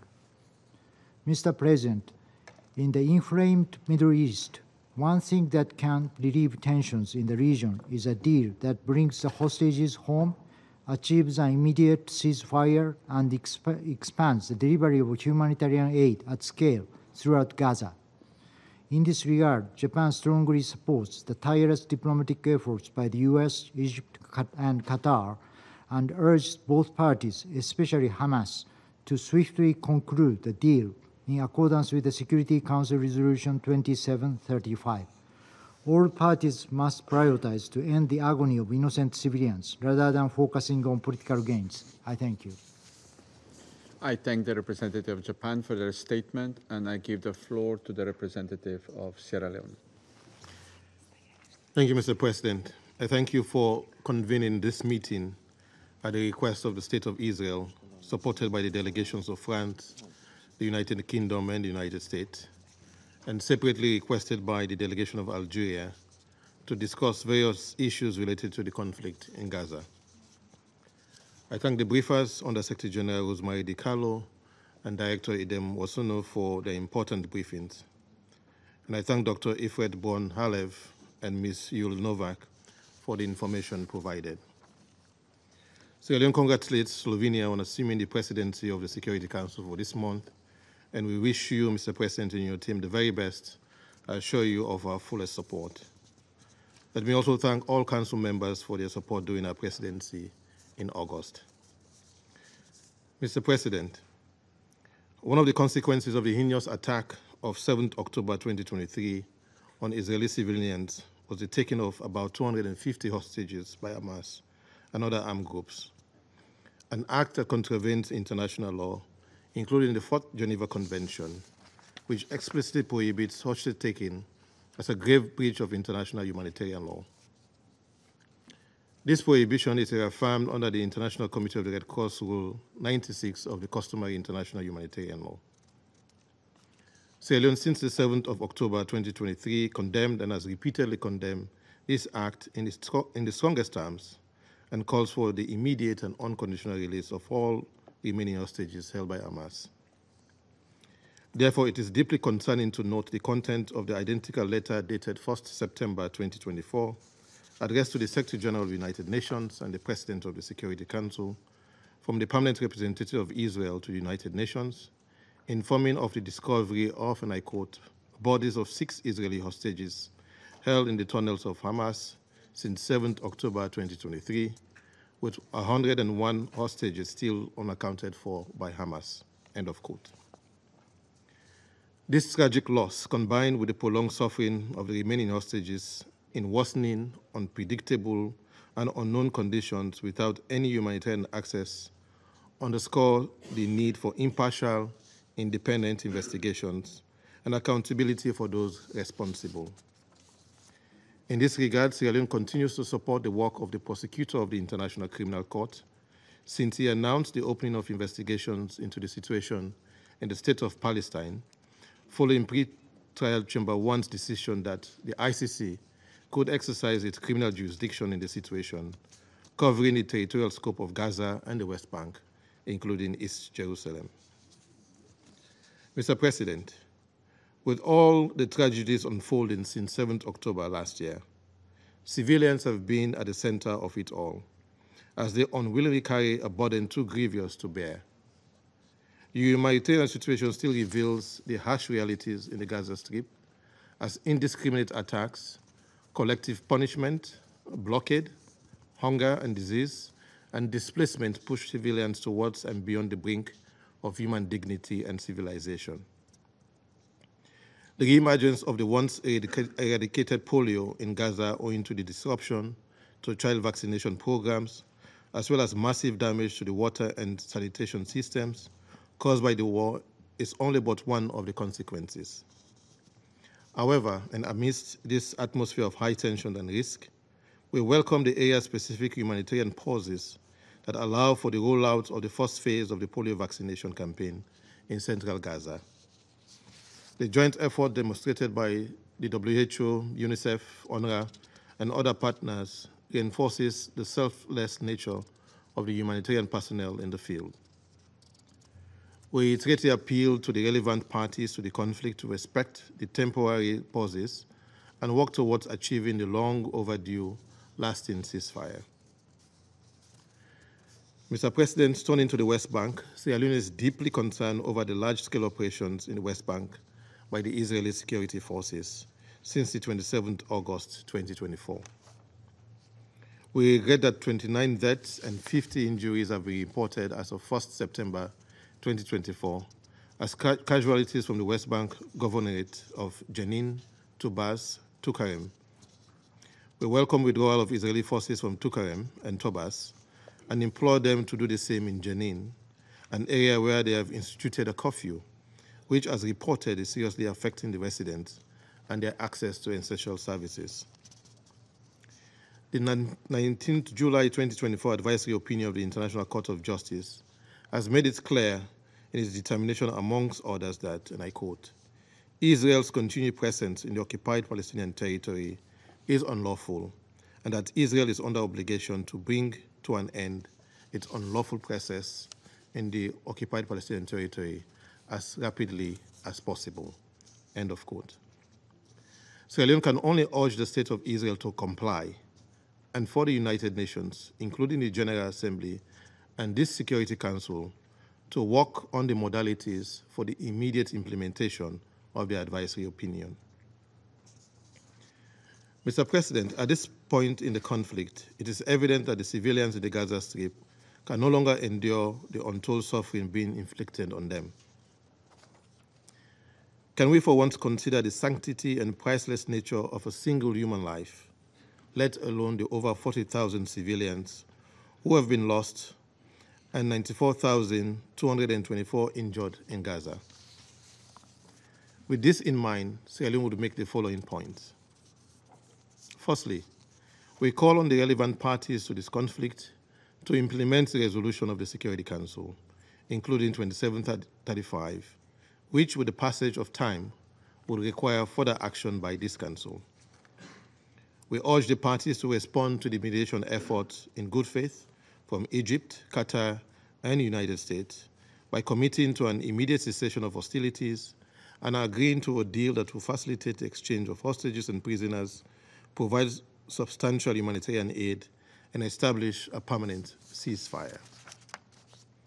Secondly, in seeking to address the reported sticking point in the ongoing negotiations, we call on the parties to the conflict to explore feasible options, including the proposal that has been put forward by the UN Secretary General on security guarantees in Gaza and for Israel. Thirdly, we continue to remind the relevant parties of their obligations to respect and comply with international law, in particular international humanitarian law.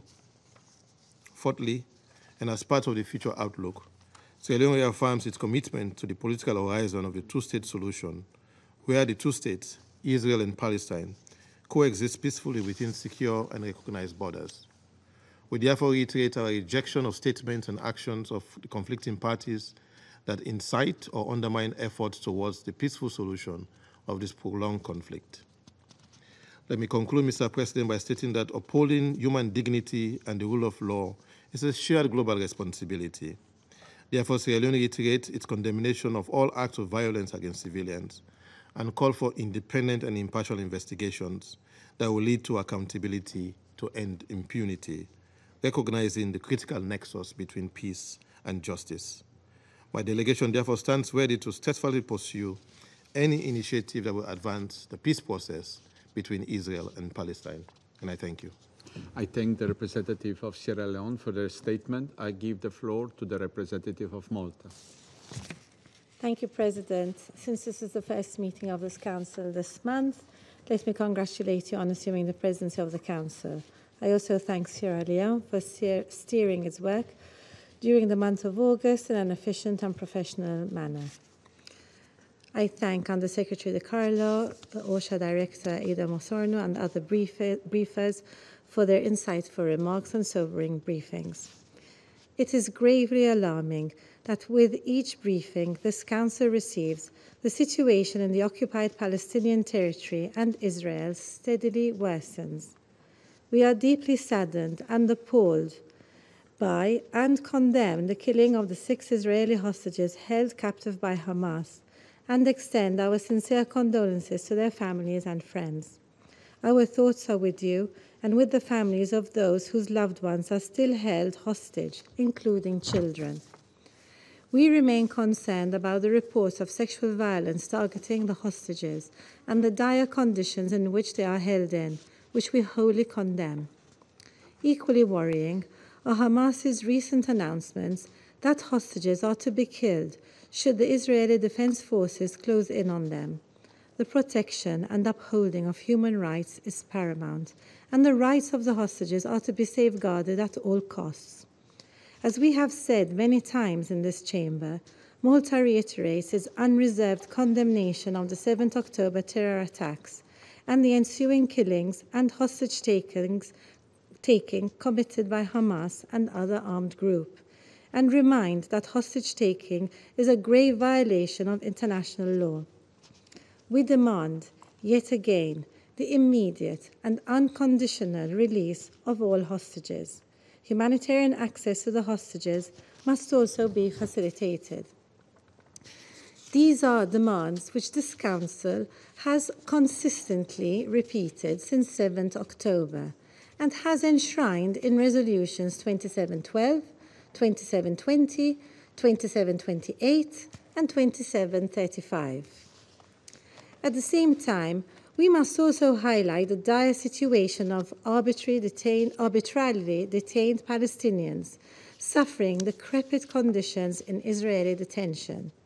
Individuals forcibly detained and imprisoned without charge must be released, and independent investigations into allegations of torture need to take place. An immediate and permanent ceasefire remains the only clear path through which the bloodshed and suffering on both sides can finally be put to an end. The urgency of a ceasefire is undeniable in the face of a situation in Gaza, which is catastrophic, with civilians bearing the brunt of the conflict. We call on the parties to prioritize dialogue and agree to the terms of a ceasefire in line with Resolution 2735. Malta welcomes news that polio inoculations for children in Gaza are well underway, with over 187,000 vaccinated. We commend the parties involved in the logistics of this campaign, including the WHO, UNRWA, and other partners. Amid conditions fraught with peril on every front, Gazan children deserve to be protected from this additional health risk. However, we stress that other relentless threats to their lives must also be addressed. Reports of children being killed or admitted to besieged hospitals with shrapnel injuries due to shelling in densely populated residential area persist. Children are neither a target nor collateral damage. Their special protection under international law are clear and need to be urgently adhered to by all parties. With conditions of food insecurity, severe water and sanitation deficiencies, and a devastated health system brought about as a direct result of Israel's military campaign, additional threats are always imminent. Efforts to address the colossal humanitarian needs of Gazan civilian population must be adequately accelerated and conducted without conditions or impediments. President, the situation in the occupied West Bank is also of grave concern. The past week has seen alarming violence across the West Bank, including in Jenin, due to intensified military operations, airstrikes, armed clashes, and settler violence. This latest surge in violence has already resulted in many deaths and injuries and is threatening to push the West Bank over the edge. An escalation on that front must be prevented at all costs. We call for the protection of civilians and civilian infrastructure to be prioritized. The West Bank cannot turn into another Gaza.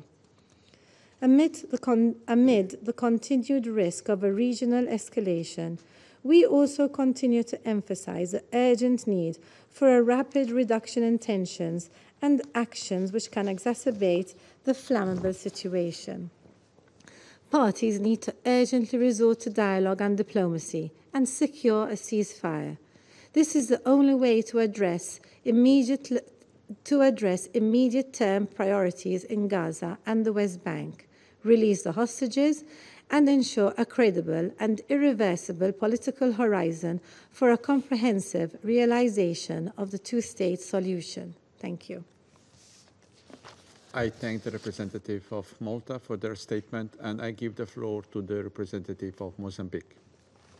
Mr. President, Mozambique wishes to extend our sincere and warmest congratulations to you, Mr. President, and to your country, the Republic of Slovenia, for assuming the presidency of the Security Council.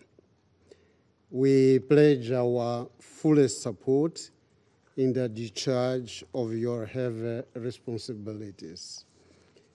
We highly praise Sierra Leone for their remarkable and successful presidency in the month of August.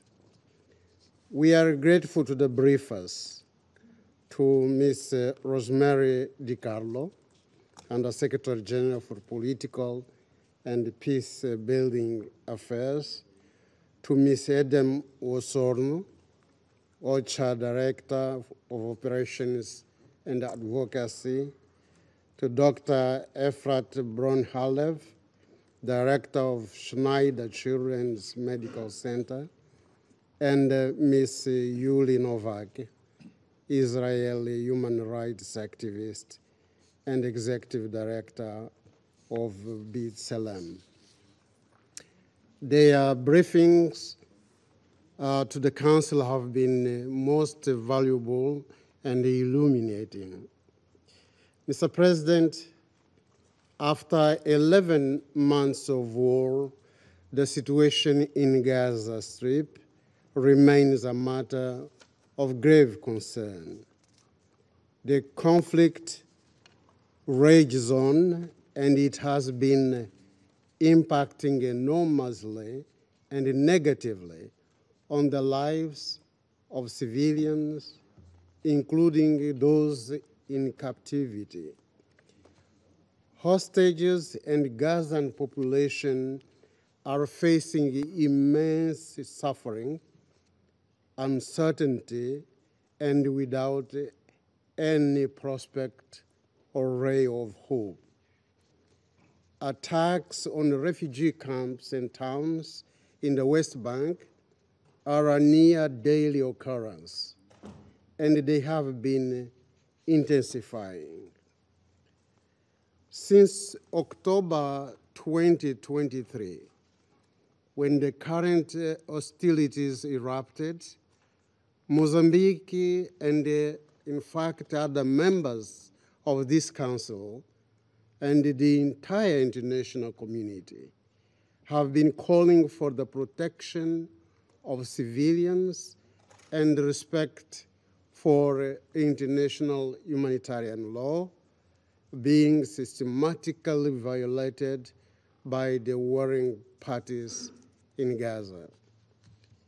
We consider it imperative that all parties scrupulously comply with their obligations under international humanitarian law and international human rights law, in particular with regard to the protection of civilians and civilian infrastructures.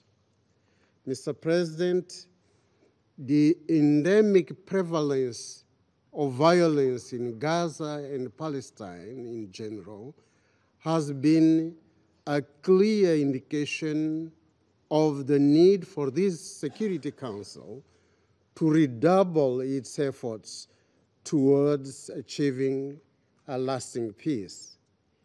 It is therefore imperative that this conflict ceases immediately.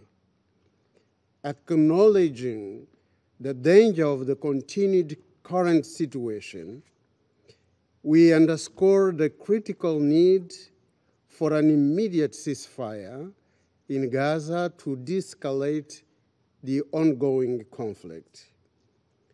We emphasize the importance of releasing hostages, increasing humanitarian aid, and returning to diplomatic efforts to reach a lasting solution.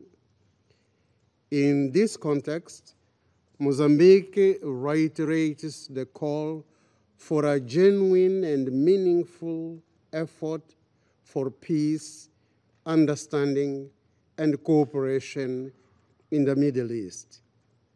The central goal must be that of achieving a two-state solution. This is the sole basis on which Israel and Palestine can live together and prosper side by side in peace and security as two independent and sovereign states, both as members of the United Nations. I thank you, Mr. President. I thank the representative of Mozambique for their statement, and I give the floor to the representative of Republic of Korea. Mr. President, at the outset, I join others in commending the work accomplished by Sierra Leone during its presidency in August. I also extend my congratulations to you, Mr. President, on assuming the presidency for September, and wish you a productive term ahead. I would like also to thank USG, the DiCarlo, and the Director Wasornu of OCHA, as well as CSO briefers for their sobering and extremely painful briefings. Mr. President, our calls in this Council for the release of all hostages taken by Hamas and the other groups have been clear and steadfast. However, this voice has not been heeded, and we are devastated to hear the tragic news of the killing of 6 hostages held in Gaza. We extend our deep condolences to their families. The taking and execution of hostages are strictly prohibited under international humanitarian law. These acts can never be justified under any circumstances and must be unequivocally condemned. We once again urge Hamas to immediately release all remaining hostages. During the Security Council Area Formula meeting in May on Israeli hostages, we heard the agonizing story of Carmel Gat from a member of her family, Mr. Roman, and this makes our anguish deeper. We also feel heartbroken to hear that 3 of those 6 killed hostages were slated to be released in the first phase of the ceasefire deal still on the table. If the deal for the ceasefire and the release of hostages had been finalized earlier, these innocent people could have been reunited with their families. Thus, however difficult the negotiating process is, parties to this conflict must faithfully participate in the talks without adding more conditions that may lengthen the negotiations. Efforts by mediators, US, Egypt, and Qatar, which we greatly value, should also continue. Every day, every hour, and every minute is directly linked to the fate of numerous lives. Delaying the ceasefire without any absolute reasons may amount to a criminal act. We are appalled by the ongoing killing of innocent civilians, including hostages, and also deteriorating humanitarian catastrophe in Gaza. No signs of improvements on the humanitarian front are being seen as strikes on shelters, forced displacement, hunger, and disease continue to cruelly torment innocent families. As discussed last week, a widespread outbreak of polio should not compound the already disastrous situation in Gaza. Thus, we highly appreciate the relentless efforts by selfless humanitarian actors for the mass polio vaccination campaign that is going on under constant insecurity. Humanitarian pauses to ensure the success of the vaccination must be strictly upheld by both parties. Failure to prevent the spread of polio in Gaza will have fatal impacts in the wider region, including Israel. Mr. President, amid the ongoing hostilities in Gaza, we are also extremely troubled by the continuous instability and violence in the West Bank, another occupied territory. We are particularly worried by the widespread military operations by the Israeli security forces all across the West Bank, including airstrikes and the targeting of civilian infrastructure in Jenin. At the same time, Hamas and Palestinian Islamic Jihad should cease any future terrorist attempts. Ongoing violence and terrorism, in tandem with expanded settlement activity, is not only threatening the lives and the livelihoods of Palestinian civilians in the West Bank, but also seriously undermining and hampering the way forward to the vision of the two-state solution, which is clearly provided by Resolution 2735 and is fully supported and encouraged by nearly all UN member states. In order to make this common aspiration a reality in the future, not just words on paper, any acts or rhetoric that hinder its realization should now be prohibited and avoided as much as possible. Mr. President, Israel should ban and refrain from illegal settlement activities, as well as inflammatory rhetoric that are inconsistent with the Security Council Resolution 2334. On the other hand, Palestinian Authority should be equipped with able leadership and overhaul its governance in order to truly lay the ground for the two-state solution. The Republic of Korea will constructively participate in any further discussions in the Security Council as well as in the General Assembly toward this common aspiration. I thank you, Mr. President. I thank the representative of the Republic of Korea for their statement, and I give the floor to the representative of China. 主席，首先我要祝贺斯洛文尼亚担任安理会本月轮值主席。中国代表团将全力支持你和你同事的工作。我也赞赏塞拉利昂完成上个月安理会主席的工作。我感谢迪卡洛副秘书长。 我索诺主任以及2位民间社会通报人的通报。主席，6名人质在加沙遇难，令人痛惜。他们的不幸遭遇令人同情。中方谴责一切针对平民的暴力，反对一切违反国际法和国际人道法的行为。我们再次呼吁加大外交努力，推动所有被扣押人员。 无论是以色列人还是巴勒斯坦人，都尽快获释，早日回家。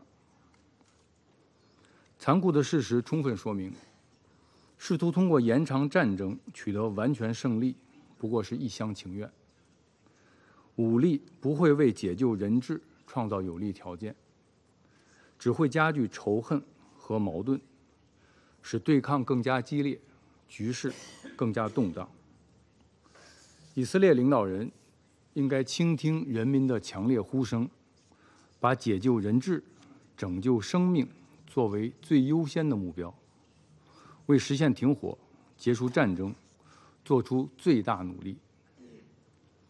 我们呼吁对当事方有重要影响的国家拿出真诚负责的态度，为平息加沙战火采取切实行动。 每一个人的生命都是宝贵的，都不应该被剥夺活下去的权利。我们赞赏世卫组织等人道机构克服困难，为加沙儿童开展脊髓灰质炎疫苗接种。加沙的儿童和世界其他地区的儿童一样，享有健康成长的权利。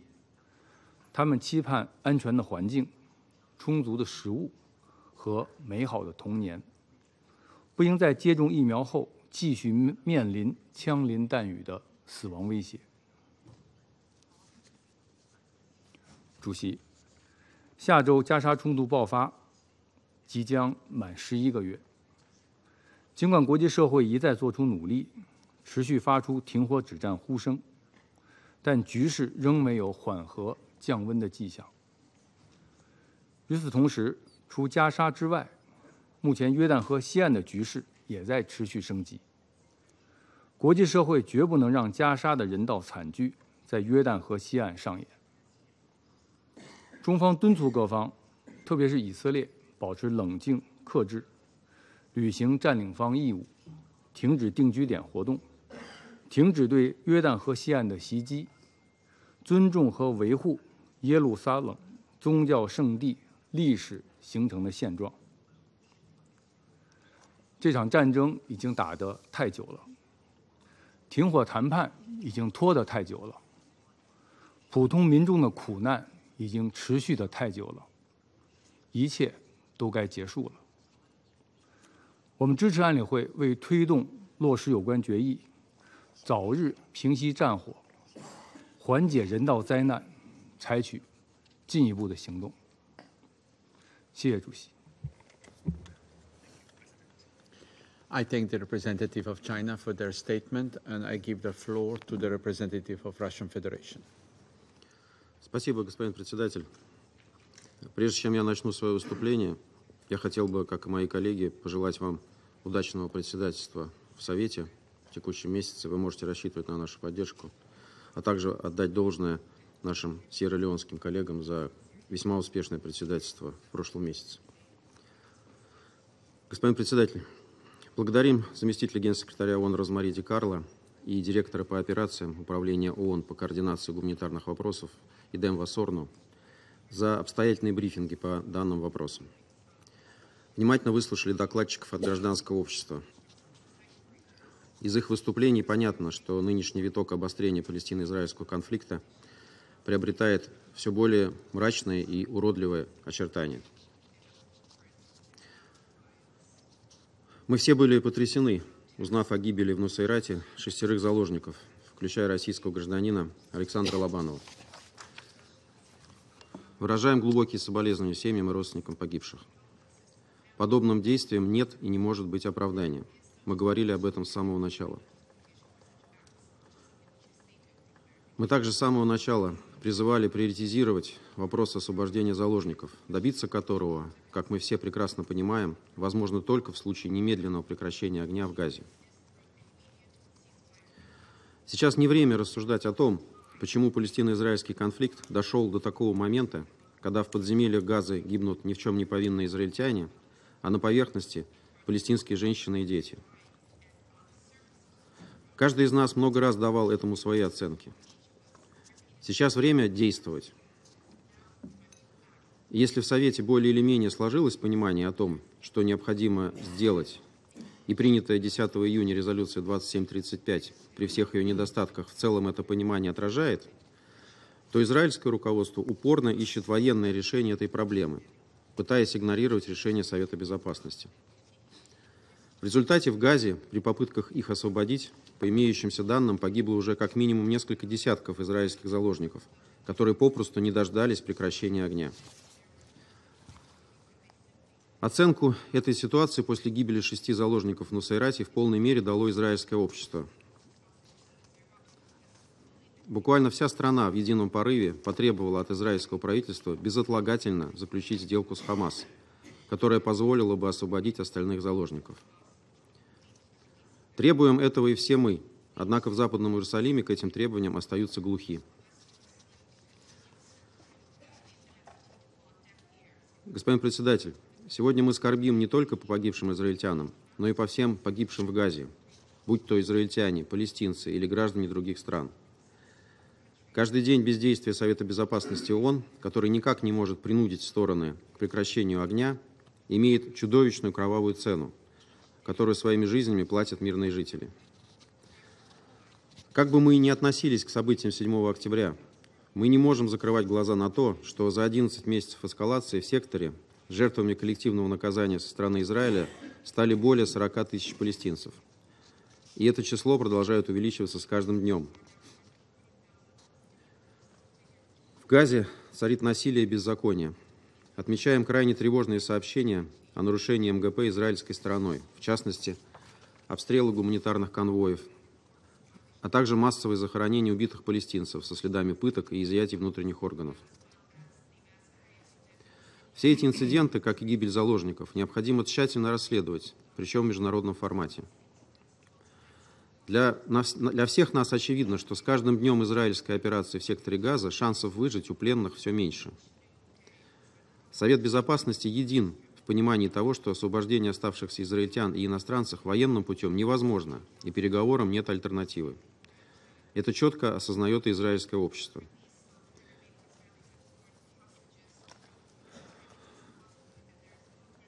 Однако руководство Израиля, к сожалению, до сих пор рассматривает переговоры лишь в качестве дымовой завесы, позволяющей отвлечь внимание международного сообщества от силового решения палестинского вопроса. Об этом говорят не только действия Западного Иерусалима на земле, но и последние выступления премьер-министра Нетаньяху, заявляющего, что он не остановит боевые действия в секторе. По-прежнему не видим никаких признаков того, что военный кабинет Израиля готов изменить этот курс. Почти у всех членов Совета Безопасности это вызывает стремление действовать в соответствии с уставом ООН и заставить страны выполнять решения Совета Безопасности ООН. Соответствующий инструментарий Совета есть. Нужна лишь политическая воля и единство по этому вопросу. К сожалению, добиться его нам не позволяют наши американские коллеги, которые продолжают последовательно покрывать действия Израиля, поставлять ему оружие и, соответственно, побуждать его продолжать силовую операцию в Газе. Поэтому неудивительно, что мы все становимся свидетелями того, как растут аппетиты Западного Иерусалима, выдвигающего все новые и новые условия для заключения сделки, параметры которой были одобрены Советом Безопасности в резолюции 2735. Так, если изначально речь шла о полном выводе израильских войск из анклава, то сейчас Израиль настаивает на сохранении своего присутствия в Филадельфийском коридоре и на линии Нецарим. Совет Безопасности давал согласие на совершенно другие параметры договоренностей, а значит, эти требования – прямое нарушение положений, упомянутой резолюции Совета Безопасности. Американские же посредники, к сожалению, откровенно подыгрывают своему союзнику в его последовательном нарушении резолюции Совета Безопасности ООН. На каждом заседании они пытаются убедить Совет надавить на Хамас, утверждая, что сделка уже не за горами.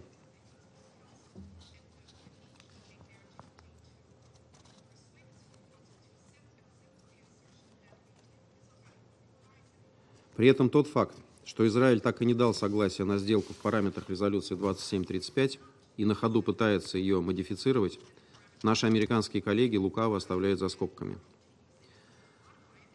В итоге, пока Совет Безопасности фактически по-прежнему находится в заложниках у США, угрожающих заблокировать любую резолюцию с четким требованием полноценного прекращения огня, и вынужден ограничиваться декларативными заявлениями в пользу скорейшего заключения сделки между Хамас и Израилем. В этих условиях закономерно провисают и все гуманитарные усилия Совета. Как неоднократно подчеркивали сами гуманитарщики, в отсутствие прекращения огня они попросту не работают. На этом фоне израильские военные планомерно зачищают не только Газу, но и западный берег реки Иордан. Рейды израильской армии в городах Дженин, Тубас и Туль-Карм говорят об одном. Безопасности для палестинцев уже нет нигде, ни в Газе, ни на западном берегу реки Иордан, где с начала эскалации погибло почти 700 человек. Только в августе зафиксировано более 1000 случаев нападений израильских силовиков и поселенцев на гражданское население западного берега. По данным «Врачей без границ», израильские военные препятствуют доступу пострадавших в медицинские учреждения, а также проезду автомобилей скорой помощи. При этом одно из наиболее высокопоставленных израильских официальных лиц, министр национальной безопасности Бен-Гвир, призывает перейти к практике коллективного наказания и расстрелу палестинских заключенных, а также установлению множества блокпостов на западном берегу реки Иордан с целью затруднения движения местных жителей. Палестинцев он прямо называет не иначе, как животными. Более того, израильским кабинетом, как известно, утверждены новые планы по строительству поселений на западном берегу. То есть принято решение продолжить действия, которые осуждают все члены Совета Безопасности и подавляющее большинство членов международного сообщества. Эту ситуацию нельзя воспринимать иначе, как вопиющее пренебрежение международным правом и теми принципами, на которых выстраивается общепринятая международно-правовая основа палестино-израильского регулирования.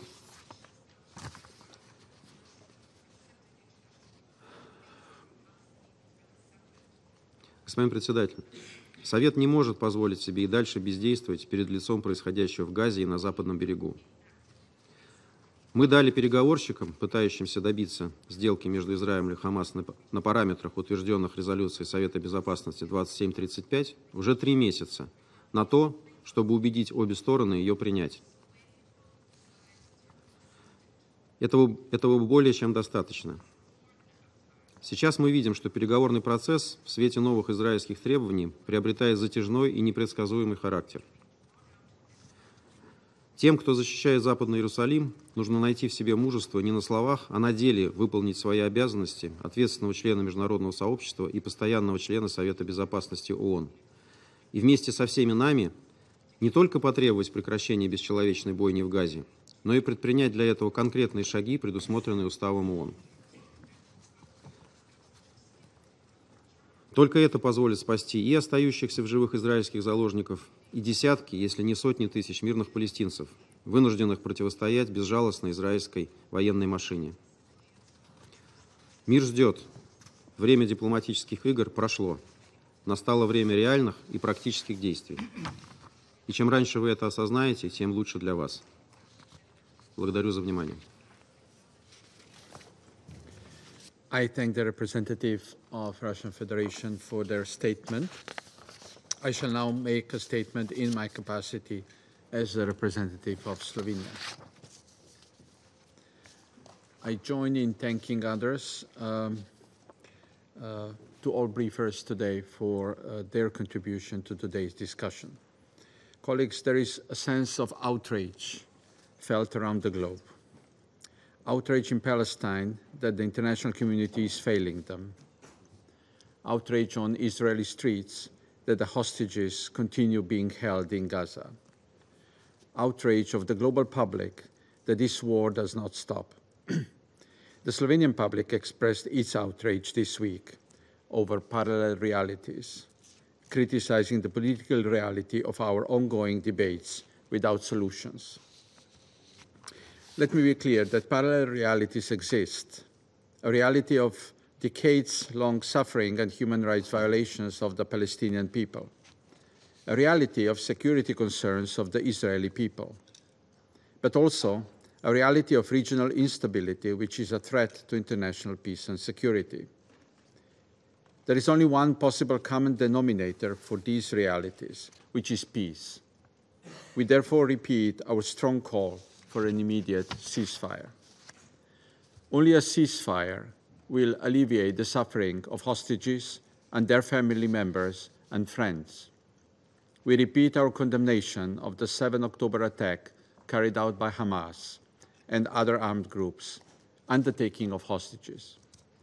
We call for full access of ICRC to the hostages and for their immediate release. We are shocked by the death of hostages whose bodies were rescued on Saturday and unequivocally condemn their killing. We offer our condolences to their loved ones. The suffering of hostages should not be a bargaining chip for negotiations. Only a ceasefire will alleviate the suffering of Palestinians in Gaza. Another briefing in less than a week is a clear demonstration that the situation is deteriorating.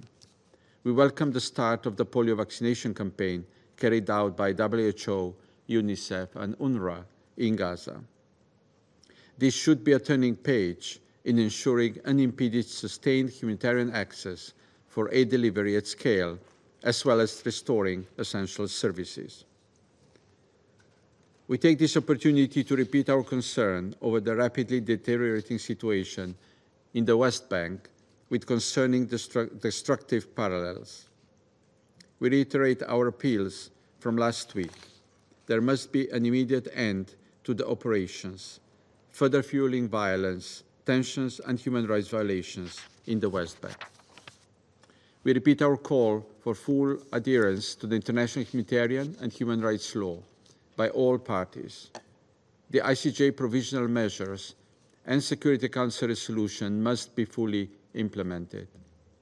Protection of civilians and alleviation of their suffering should not be a bargaining chip for negotiations. What should be a part of negotiations is the pursuit of a just and lasting peace. We call on all to recalibrate their interests and place the interest of peace and protection of all civilians, Palestinians and Israelis alike, first. They must recommit to and finalize the agreement set out by this Council Resolution 2735. Colleagues, In a world of parallel realities, it is our job to push for peace. We therefore believe the Council should proceed with two steps: a strong united call for a conclusion of ceasefire negotiations led by Egypt, Qatar, and the United States, and a focused discussion on the peace process leading us to the two-state solution. Members of this Council have consistently voiced their strong support for the two-state solution, both through statements as well as in resolutions. It is now time to reflect on providing a clear framework on how to reach a point of convergence on the horizon. Thank you. I resume my function as President of the Council.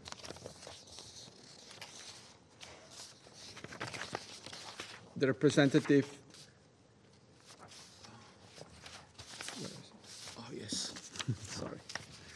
the representative of the United States has asked for the floor to make a further statement. I give him the floor. Thank you, Mr. President. I just want to respond very briefly to my Russian colleagues' remarks. First and foremost, I'm very glad to hear my Russian colleague pledge support for the UN Charter.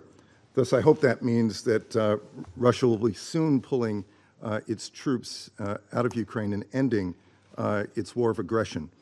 Look, my second last point is it's a call, an urging for Council members and other states represented in this room who have influence with Hamas to use it by calling on Hamas to accept immediately the ceasefire and hostage deal.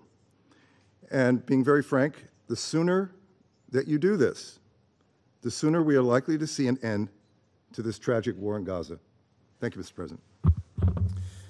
I thank the representative of the United States for their further statement, and the representative of the Russian Federation has asked for the floor to make further statements. I give him the floor. Я хотел бы заверить нашего американского коллегу, что мы, безусловно, выведем войска из Украины после того, как добьемся всех целей нашей специальной военной операции.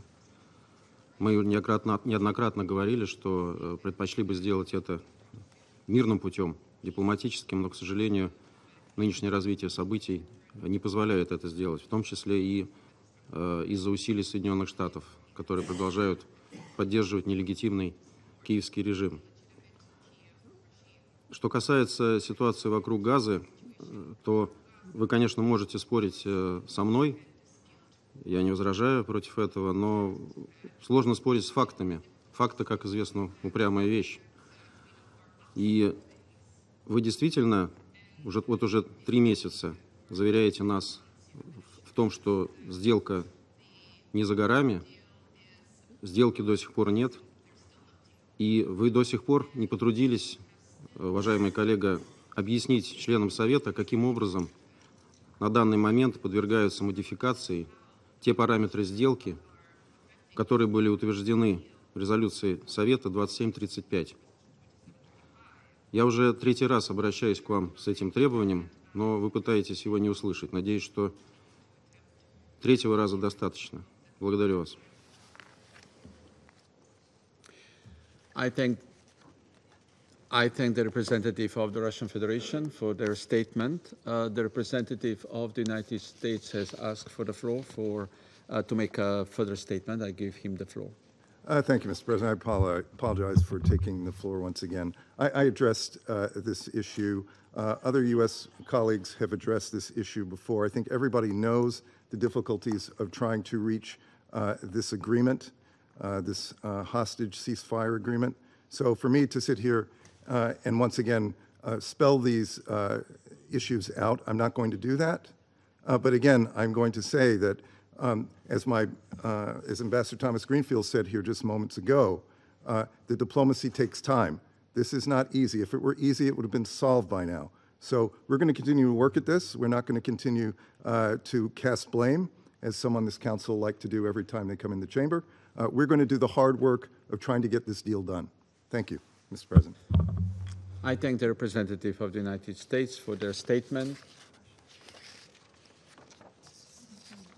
I now give the floor to first I should say the representative of the Russian Federation has asked to to make further statement, and I give them the floor.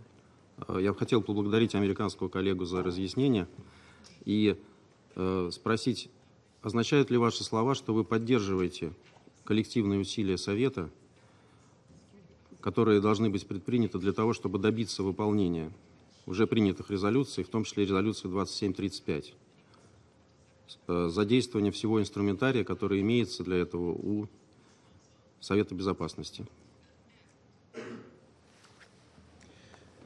I thank the representative of Russian Federation for their statement. I would propose that we move on in our agenda. I now give the floor to the representative of the Observer State of Palestine. Mr. President, I thank you and the Slovenian presidency of the Security Council for your swift response to the request by Algeria to convene this meeting in light of the further deterioration of the grave situation and rising civilian casualties in occupied Palestine, both in the Gaza Strip and in the West Bank, including East Jerusalem, at the hands of the illegal Israeli occupation. We also listened very carefully to the statements of the briefers. Mr. President, members of the Council, Israel has unleashed a full-fledged war against the Palestinian people. Israel is seeking to impose a military solution to the conflict by disappearing a nation. There is no denying these facts. From genocide to apartheid, Israel is showing the world its willingness and readiness to use the most despicable means to achieve its colonial aims: dispossession, displacement, devastation, destruction, death. That is what it has been inflicting on Palestinians for decades. But our people are enduring them today at a scale never experienced since the Nakba. Instead of ending the Nakba, Israeli fascist extremist leaders have decided to try to bring it to its ultimate conclusion: Palestine with no Palestinians. We should all know by now that action by the Israeli occupying authorities. Criticism and concerns alone have no bearing on a fanatical government intent on committing the worst crimes over and over and over again. No one here is naive enough to believe that Israel will correct course on its own, will suddenly respect international law. You know the law. You know that Israel is breaching it flagrantly and shamelessly every single day. You have condemned, called, urged, demanded, to no avail. It is time for resolute action. And I totally agree with you, Mr. President, when you described the tremendous amount of frustration, especially among the Palestinian people, for seeing the Security Council and the international community failing them. How can anyone justify sending weapons to an army listed for its crimes against our children, or provide any kind of support to a government that is pursuing annexation and genocide, denying the right of our people to self-determination, and denying our nation and those comprising it their right to life? It cannot be justified. So do not. No arms, no money, no trade, no shield to help Israel commit its crimes against the Palestinian people. In other words, no complicity. You cannot give inoculation and give weapons to kill the children that you inoculate against polio. Measures, sanctions, warrants, arrests, accountability. In other words, no impunity. That is the only way forward. Mr. President, in recent days, Israel has killed over 30 Palestinians in the West Bank. Among them, 6 children and 2 elderly people. It has destroyed refugee camps and civilian infrastructure and besieged and attacked hospitals and carried out countless airstrikes. Jenin is a vivid example. The number of Palestinians killed in the West Bank, including East Jerusalem, since last October stands at around 700, including over 150 children, with the number of injuries at 6,000 people. Over 3,300 Palestinians have been displaced, and over 12,000 people have been arbitrarily detained. Hostages endured a never-ending nightmare. In parallel, Israel is advancing its settler colonial agenda with more and more settlers installed and more Palestinians displaced. Violence by settlers and soldiers is spreading like wildfire to push people out of their homeland. Israel wants you to believe its military aggression is about security, but it knows by experience that it is actually creating the conditions of insecurity. No one is naive enough to ignore what this is about. It is about the land. All Palestinians are guilty of being Palestinians and for wanting to live on their land, the land of their ancestors. Their sentence: ethnic cleansing, apartheid, arbitrary detention, or death. How long will they have to suffer such a terrifying fate? Should we all pretend that we did not see the Knesset vote against a Palestinian state? That we did not see the terror against Israeli settlers are perpetrating? That we did not see the Palestinian people displaced over and over again? That we did not see the mass killings and destruction? That we did not see the map praised by Netanyahu where Palestine was disappeared? That we did not hear an ambassador sitting around this table when he called the Security Council Resolution 2334 an quote-unquote evil decree, claiming those who respect international law and the authority of this council are terrorists? Should we pretend we don't see how fanatic, how murderous, how crazy, how contemptuous this Israeli government is?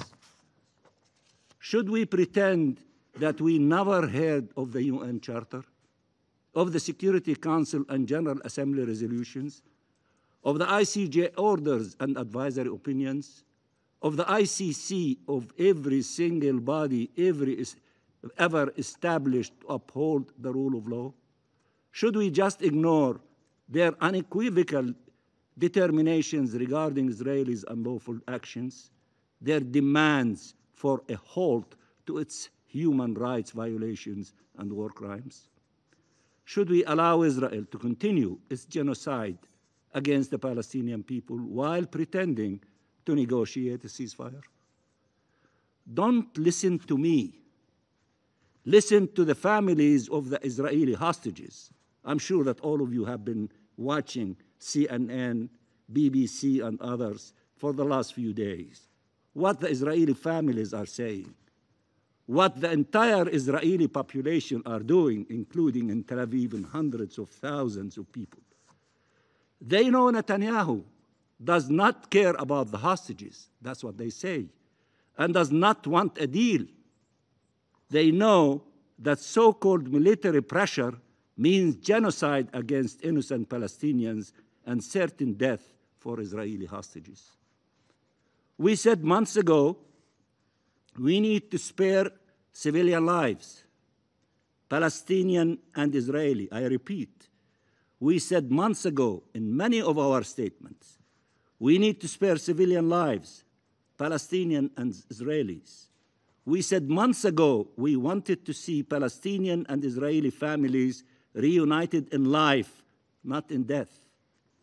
But Israelis' colonial plans require death to prevail on both sides, to convince everyone there is no solution possible, to ensure that there can be no two states, no two peoples coexisting side by side.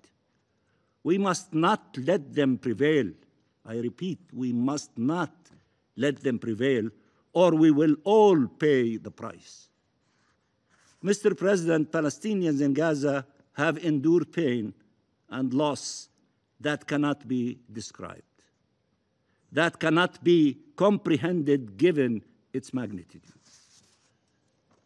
Our colleagues from the international humanitarian, the heroes who go and provide our people with fabulous services to stay alive in the Gaza Strip, they tell us no matter how we describe to you the horror of Gaza, it's not like seeing it with your own eyes. That's what they tell us. That's what they tell you. As Israelis carries on with its genocidal onslaught, those who have still survived face violence and death at every corner, starvation and disease hunting them down, besieged by trauma and despair, displaced from one bombed shelter to destroyed hospital to mass grave to another.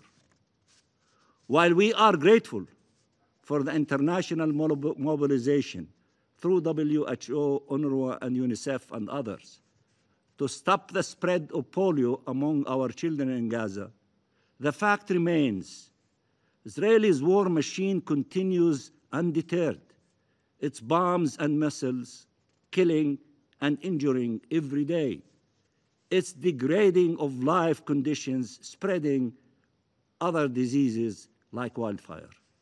The vaccine campaign is an emergency undertaking, but not enough to stop the loss of life and suffering. How much more is the international community willing to pay the price for Israel's crime? When will the time come that it insists that Israel bears the costs politically, morally, and financially for its illegal actions? When will the time come when it is decided to finally impose consequences for such defiance and criminality? When will you finally decide to impose a ceasefire, as you suggested, Mr. President, in your statement several times, and we totally agree with you? We need ceasefire. Ceasefire now. Everybody is saying that, not only the Palestinians, but the millions of Israelis who are in the streets, who care about their hostages, and they're saying to their leadership, which is not listening to them, ceasefire now, close the deal, accept, the project or the proposal on the table so that we can stop the killing and save everyone, the Israeli who are hostages and the Palestinians who are prisoners. They are saying that. I'm not saying that. They are saying that. It must be now, because if not, all that will be left is ruins and anger. Every day that we fail them, we sentence so many innocent children, women, and men to death. We must act to protect and save them.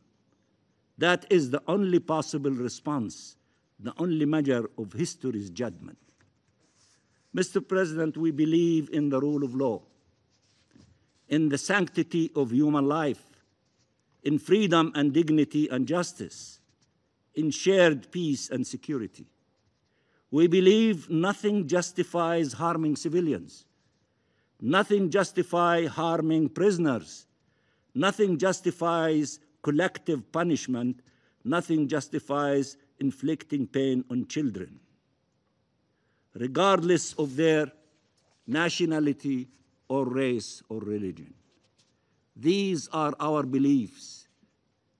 These are our values, and we expect reciprocity as Palestinians are not lesser beings.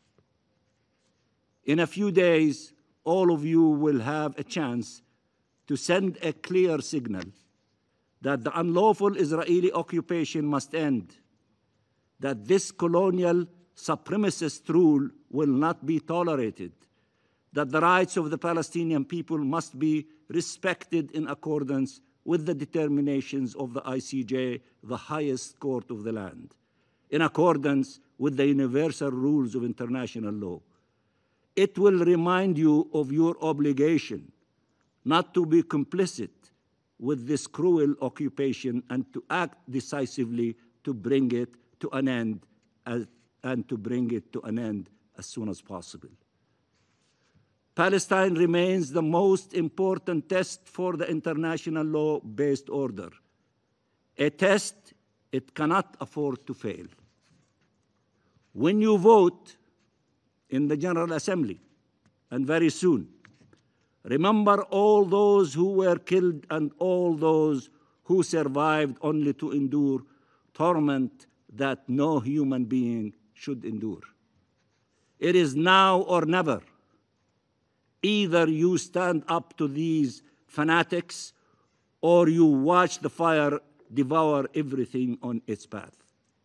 You are either on the side of the arsonists or the firefighters. You cannot be on both sides. You cannot claim you want to extinguish the fire while providing what fuels it. You have to choose, and your choice will be remembered for decades to come, and your choice will affect the lives of millions. We implore you, do not make the wrong choice. And I thank you very much, Mr. President. I thank the representative of the observer state of Palestine for her statement. I now give the floor to the representative of Israel. Thank you, Mr. President. I would first like to thank the United States, the United Kingdom, and France for calling this overdue session. Carmel Gat was an occupational therapist from Tel Aviv. She was intending on beginning a master's degree in October. She loved travel, music, and meeting new people.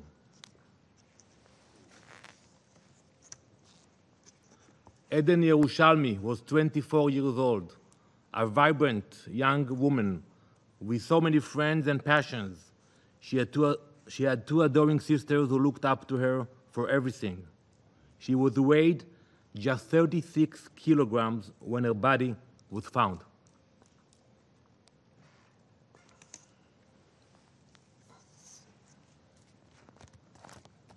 Hirsch Goldberg-Polin, an Israeli-American, was born in California and moved to Israel at age 7. He also loved traveling and music festivals and his soccer team, Hapoel Yerushalayim. He was working as a medic to save up for a trip to India.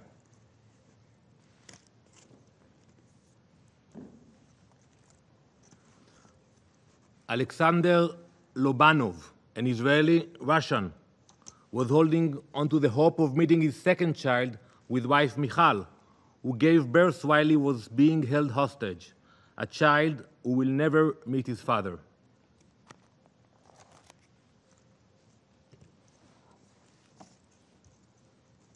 Almog Sarusi was a Ra'anana native who loved traveling around Israel in his white Jeep with his guitar and friends. He was a truly dedicated son, brother, and friend.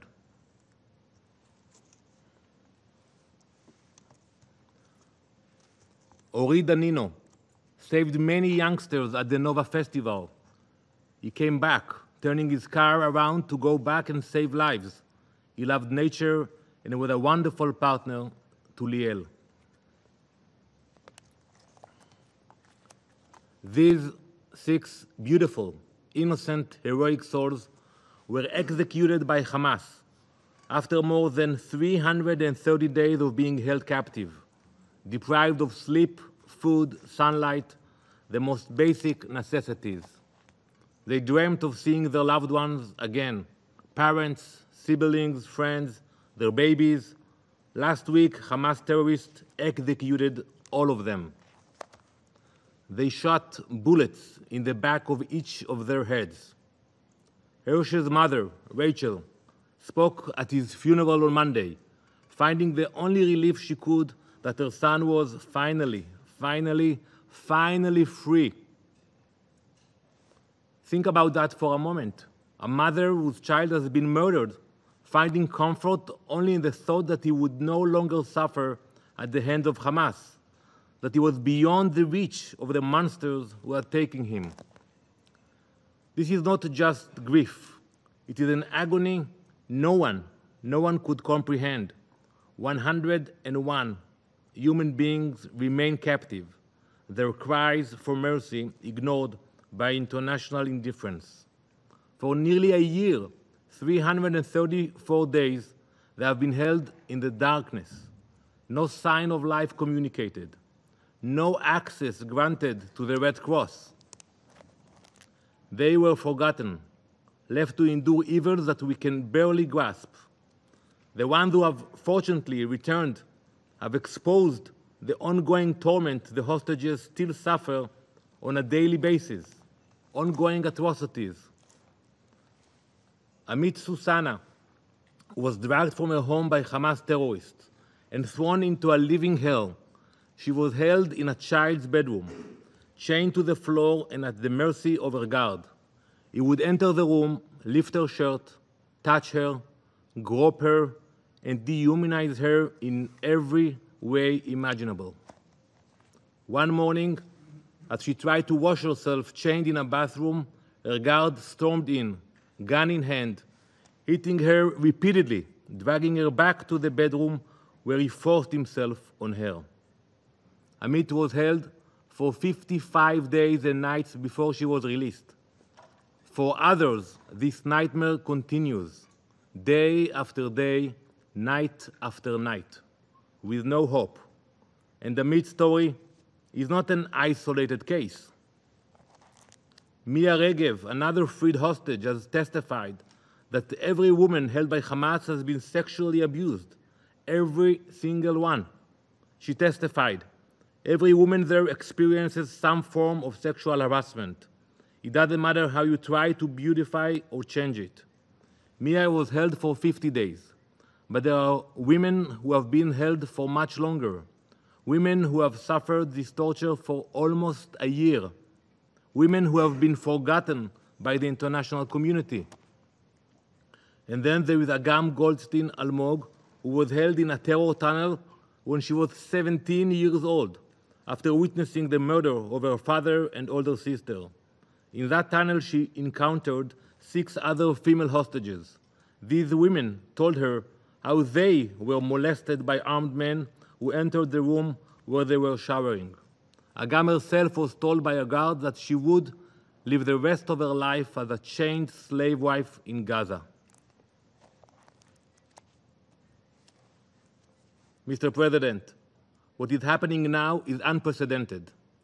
We hear many voices demanding that we halt our efforts, lay down our weapons, and question why we continue to fight Hamas in Gaza. The disconnect between the reality of October 7, the massacre, the abductions, and the current situation of the hostages in Gaza is impossible to comprehend. Many of you have forgotten why we are in Gaza. Perhaps you have forgotten, but we have not. We haven't forgotten. We remember the faces of the hostages, their families, and their pleas to rescue them. This disconnection allows some of you to behave as though October 7th never happened, as though there are no hostages, including babies, the Bivas family, and young girls in the hands of Hamas. We have not forgotten. Today, I am here to remind you and the world that we will never forget them. We will never abandon our sons, daughters, sisters, and brothers who are being tortured by monsters. We will never stop until they are brought home.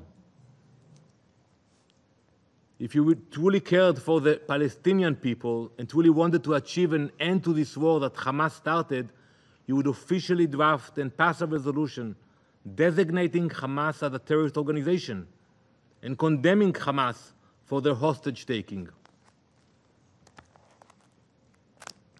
Let me be clear, Israel is committed to bringing every one of these hostages home. It is our top priority. But make no mistake, the roadblock to their release is not Israel. It is Hamas, and only Hamas. 3 months ago, on May 27th, Israel, with the full backing of the United States, agreed to a hostage release deal. Hamas refused. Then, on August 16th, after the United States updated the deal framework, Israel once again agreed, and once again, Hamas refused. Even in recent days and hours, as Israel engaged in negotiations, Hamas has remained steadfast in its rejection of all proposals. And yet, the international community continues to direct its pressure at us, at Israel, as though we are the ones holding the hostages, as though we are the ones standing in the way of their freedom. After all, it is far easier to criticize a democratic government than to confront the reality of dealing with terrorists. The terrorists do not sit at this table to defend their actions, no. They have proxies, they have few proxies, they're apologists, to do that for them. Where is your outrage? Where is your condemnation of Hamas for these atrocities?